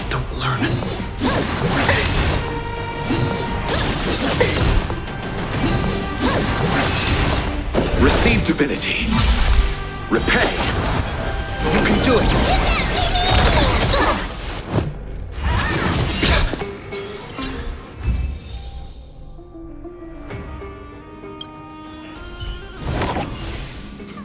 An undisputed victory.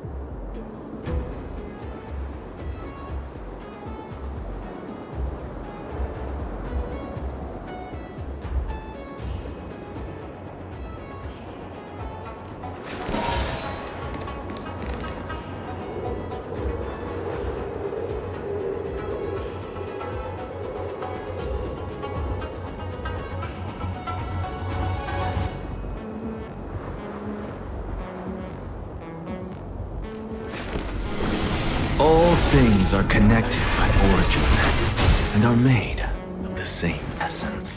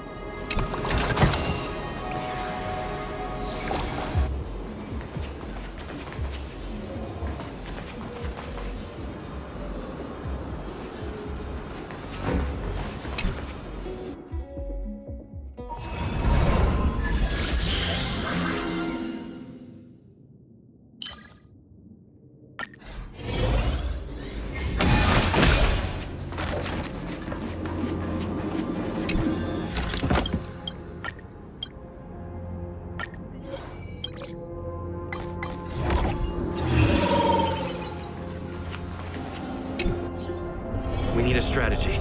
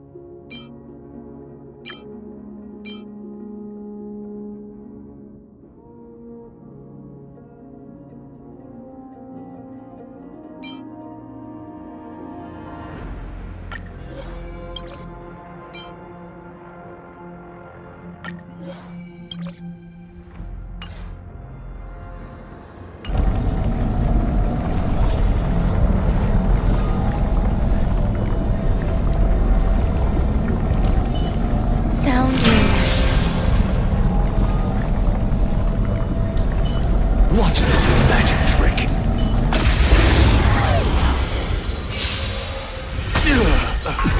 Eternal. All will be swept away by the wind. Do it!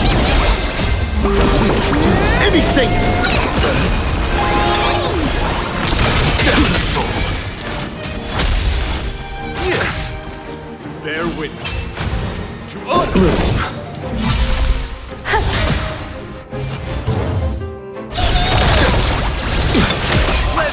Underestimated. Receive divinity. Repay. Then return! Flesh beholds this symbol of pure beauty. With this divine power, I reforge all things. Insanity. To the flesh. Existence is unity. All will be swept away by the wind.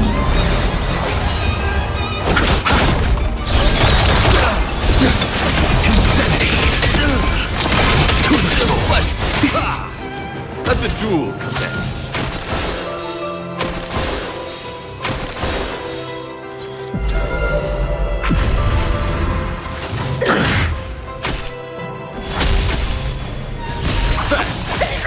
You're fighting a gentleman.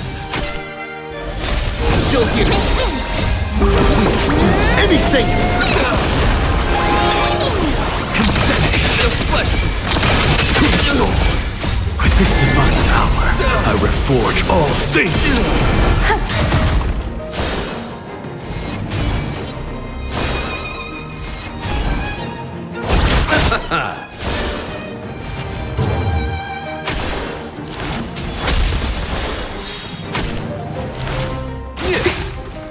Let the duel commence. You can do it! Eternal. All will be swept away by the wind.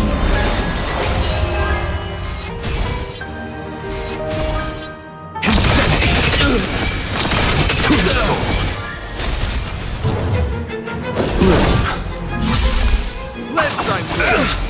Receive divinity.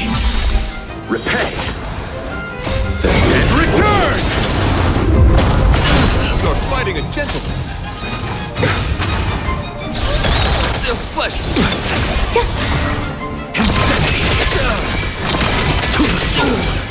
You just don't learn. Do anything! The flesh. Let the duel commence. Insanity. To the soul. With this divine power, I reforge all things. Insanity. To the soul. Flesh. Rise to the challenge. You're fighting a gentleman.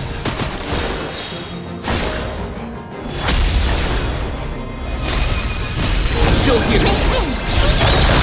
Existence is unity. All will be swept away by the wind. Insanity.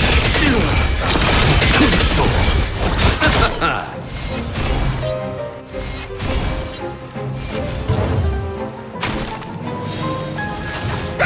Tiring. With this divine power, I reforge all things.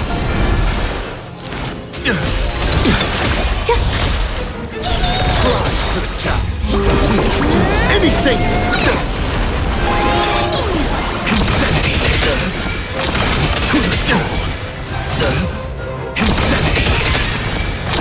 To the soul. Bear witness to order.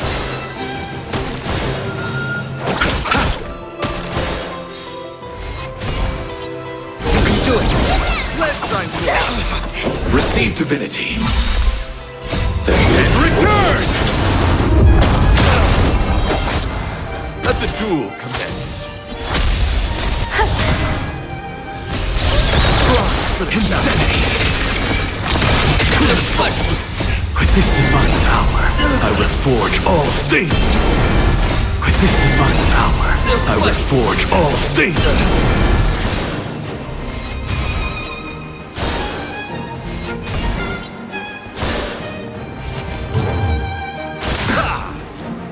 fighting a gentleman.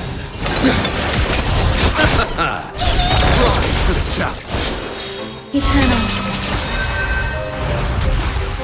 All will be swept away by the wind.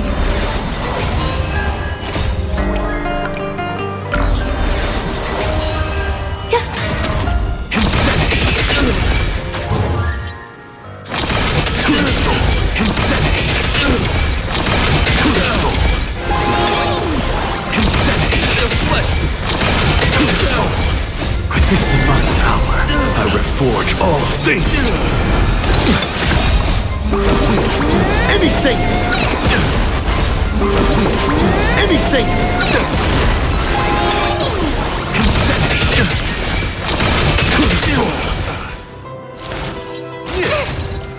Behold, this symbol of pure beauty!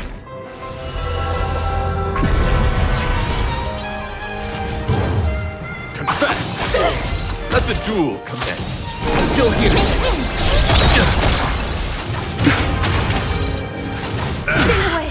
Bloom. The dead return!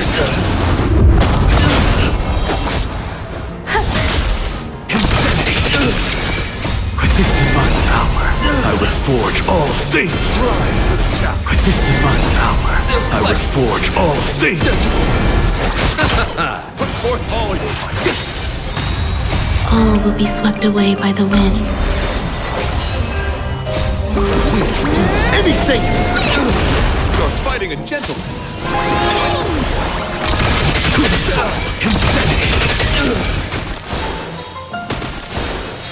You can do it. Eternal.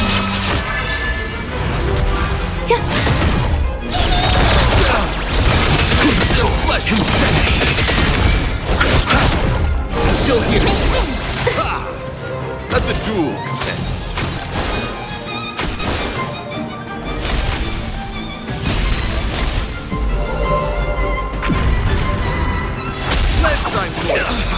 Receive divinity. You're fighting a gentleman.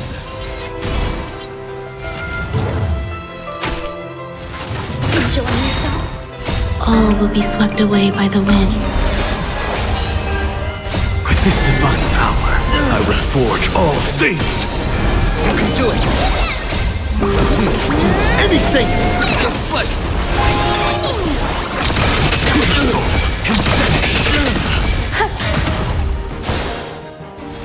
Underestimated you. The dead return!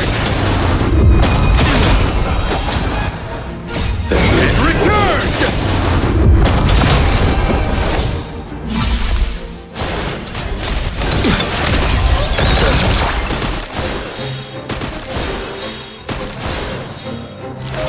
Put forth all your might. Let the duel commence. Insanity! With this divine power, I reforge all things! Existence is unity.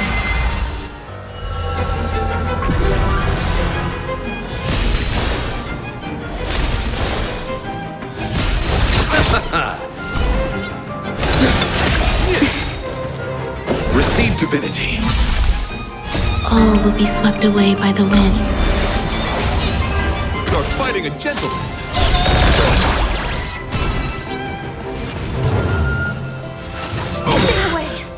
The dead return! Rise to the challenge. Anything! Flesh. To the soul. Insanity. Flesh.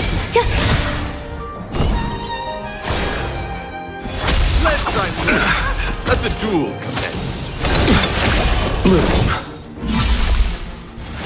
Enjoy yourself. Put forth all your might. You're fighting a gentleman. Do it. Eternal. All will be swept away by the wind. To the flesh. Insanity. With this divine power, I reforge all things. Rise to the challenge.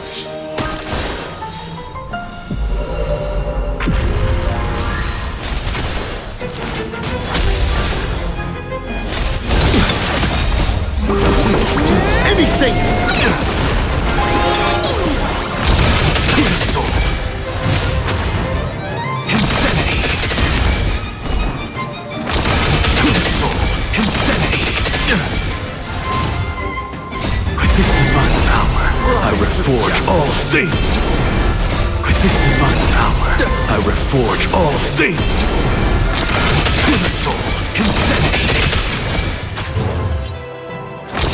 To the soul. Insanity.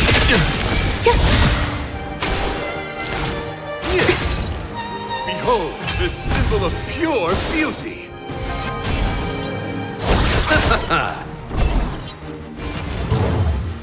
He's still here. Let's try Just you wait. The dead return! Let the duel commence. The flesh to the soul. Insanity. The flesh wound. With this divine power, I reforge all things.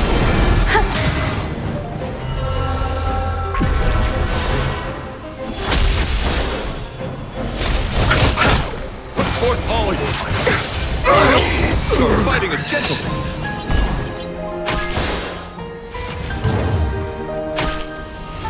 So tiring.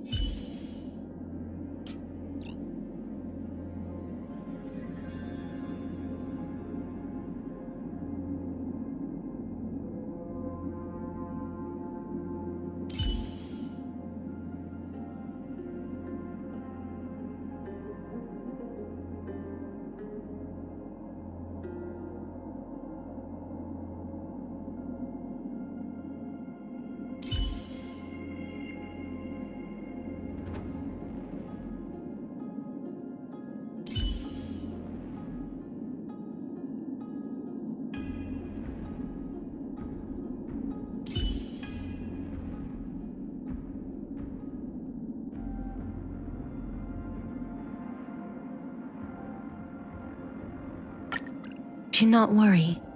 My curse is a blessing on the battlefield.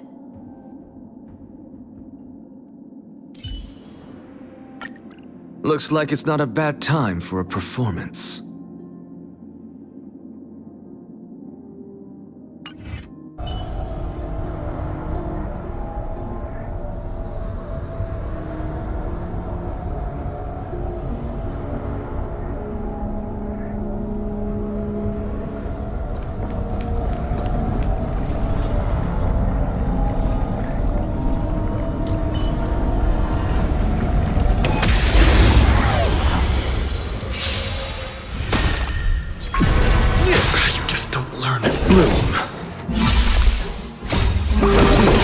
Anything! The flesh will bear witness. To honor! Root here. Rise to the challenge. Embrace a new life. Flesh. May death protect us!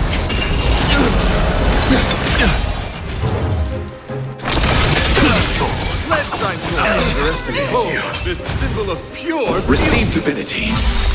Repay. return!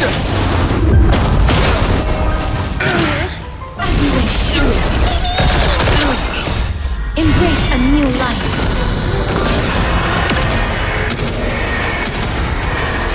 May death protect us!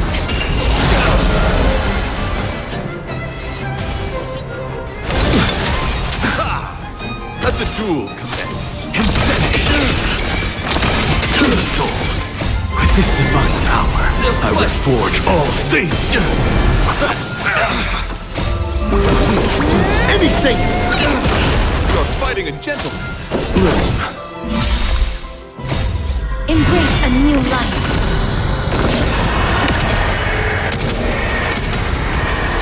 May death protect us!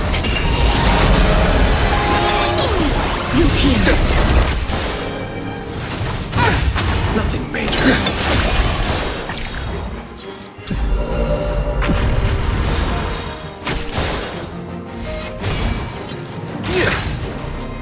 Receive divinity. The dead return! Embrace a new life.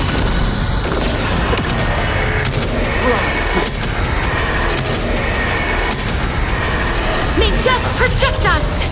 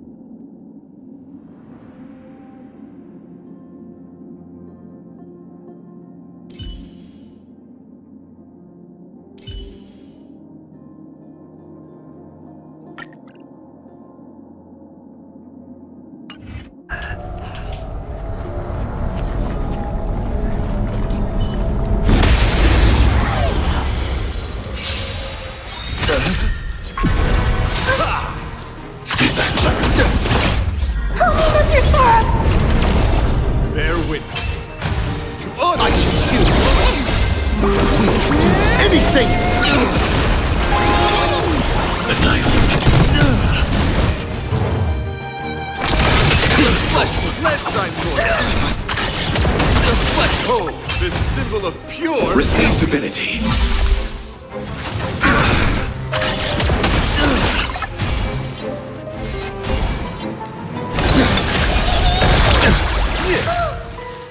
back, Clara. Let the duel commence. Hide. Holy Mr. Torah! The flesh. To the soul. With this divine power, I reforge all things. Insanity. Annihilate. You're fighting a gentleman. Bloom. Repay. As you command. The dead return! Anything!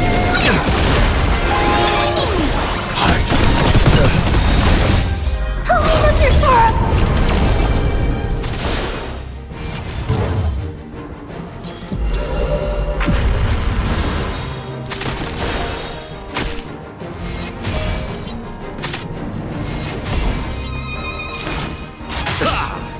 As you command.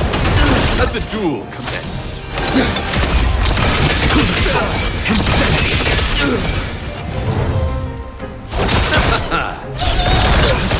Let's try You're fighting a gentleman. Annihilate. Nothing major. With this divine power, I reforge all things.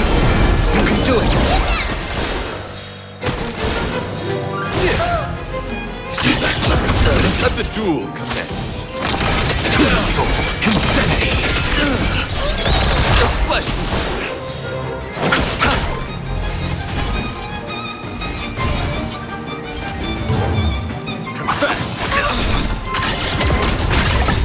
Holy Mr. Torah! You're fighting a gentleman. Hide. Anything! Annihilate. The flesh. Hide. Holy Mr. Torah!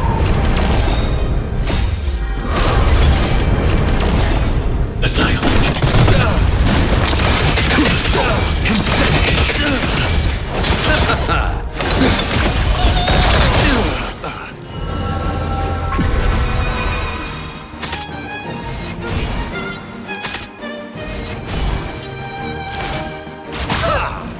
As you command. Behold, the symbol of pure beauty. To the soul. Insanity. With this divine power, I reforge all things. Hide. The dead return! Let's try rise to the challenge. Holy Mr. Torah! Let the duel commence.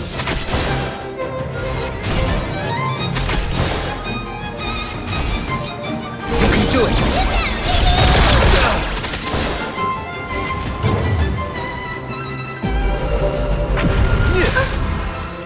Bloom. Repay. As you command. You're fighting a gentleman. To the soul. Insanity. Eliminating threat. Confess. As you command. The flesh. Anything! Let the duel commence. To the soul.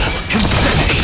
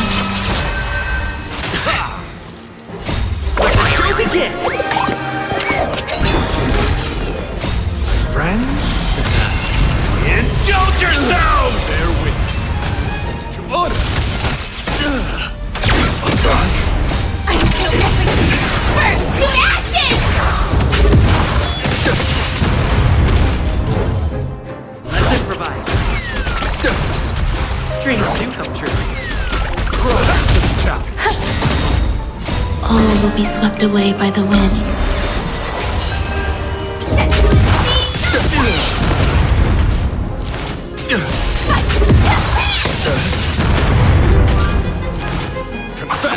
Recalibrating. Let the show begin!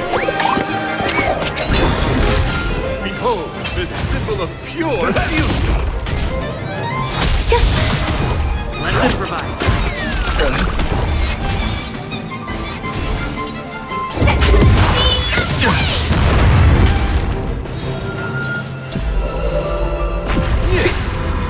Let the duel commence. Existence is unity. Time to mix things up. My friends, indulge yourselves!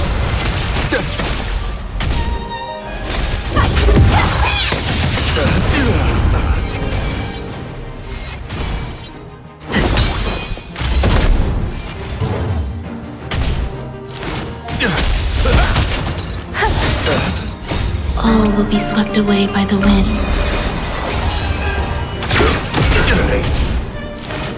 Let's try. You're fighting a gentleman.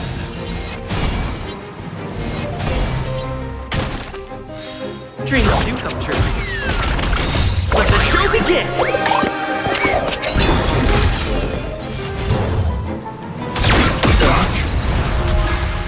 I'm so burned to ashes!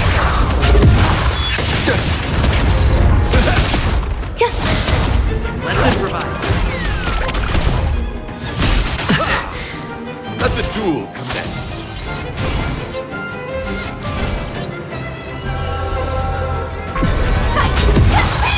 Rise to the challenge. You're fighting a gentleman.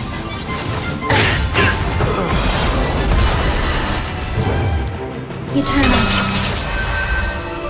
How's this taste? My friends, indulge yourselves! The flesh wound.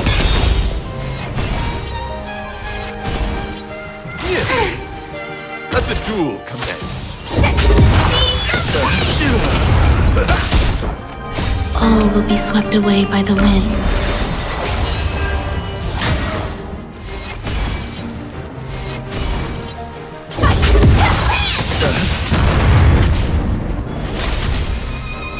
Dreams do come true.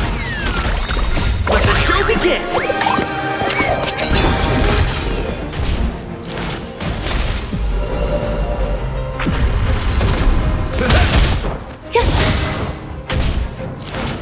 Let's try.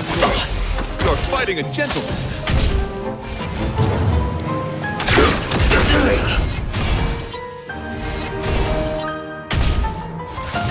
Feel the same.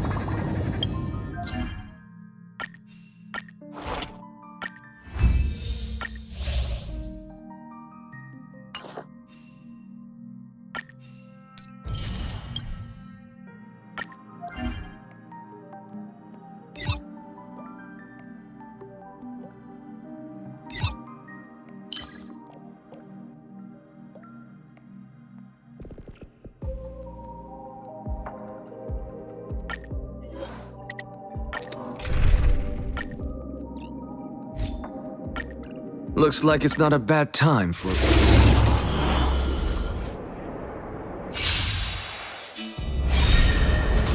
Since you're already here, why not have a meal before... To the soul!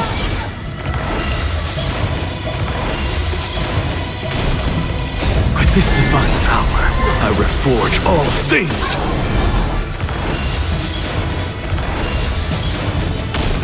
Insanity!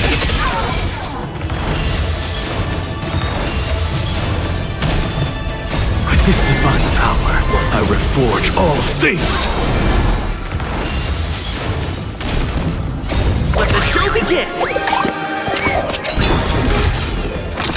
To the soul!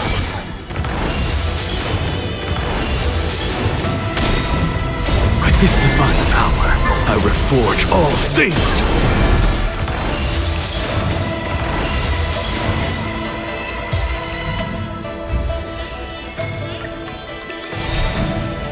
Since you're already here, why not have a meal before... Insanity!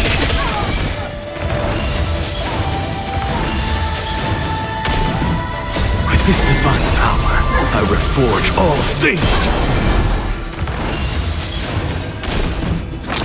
To the soul! With this divine power, I reforge all things! Insanity! With this divine power, I reforge all things!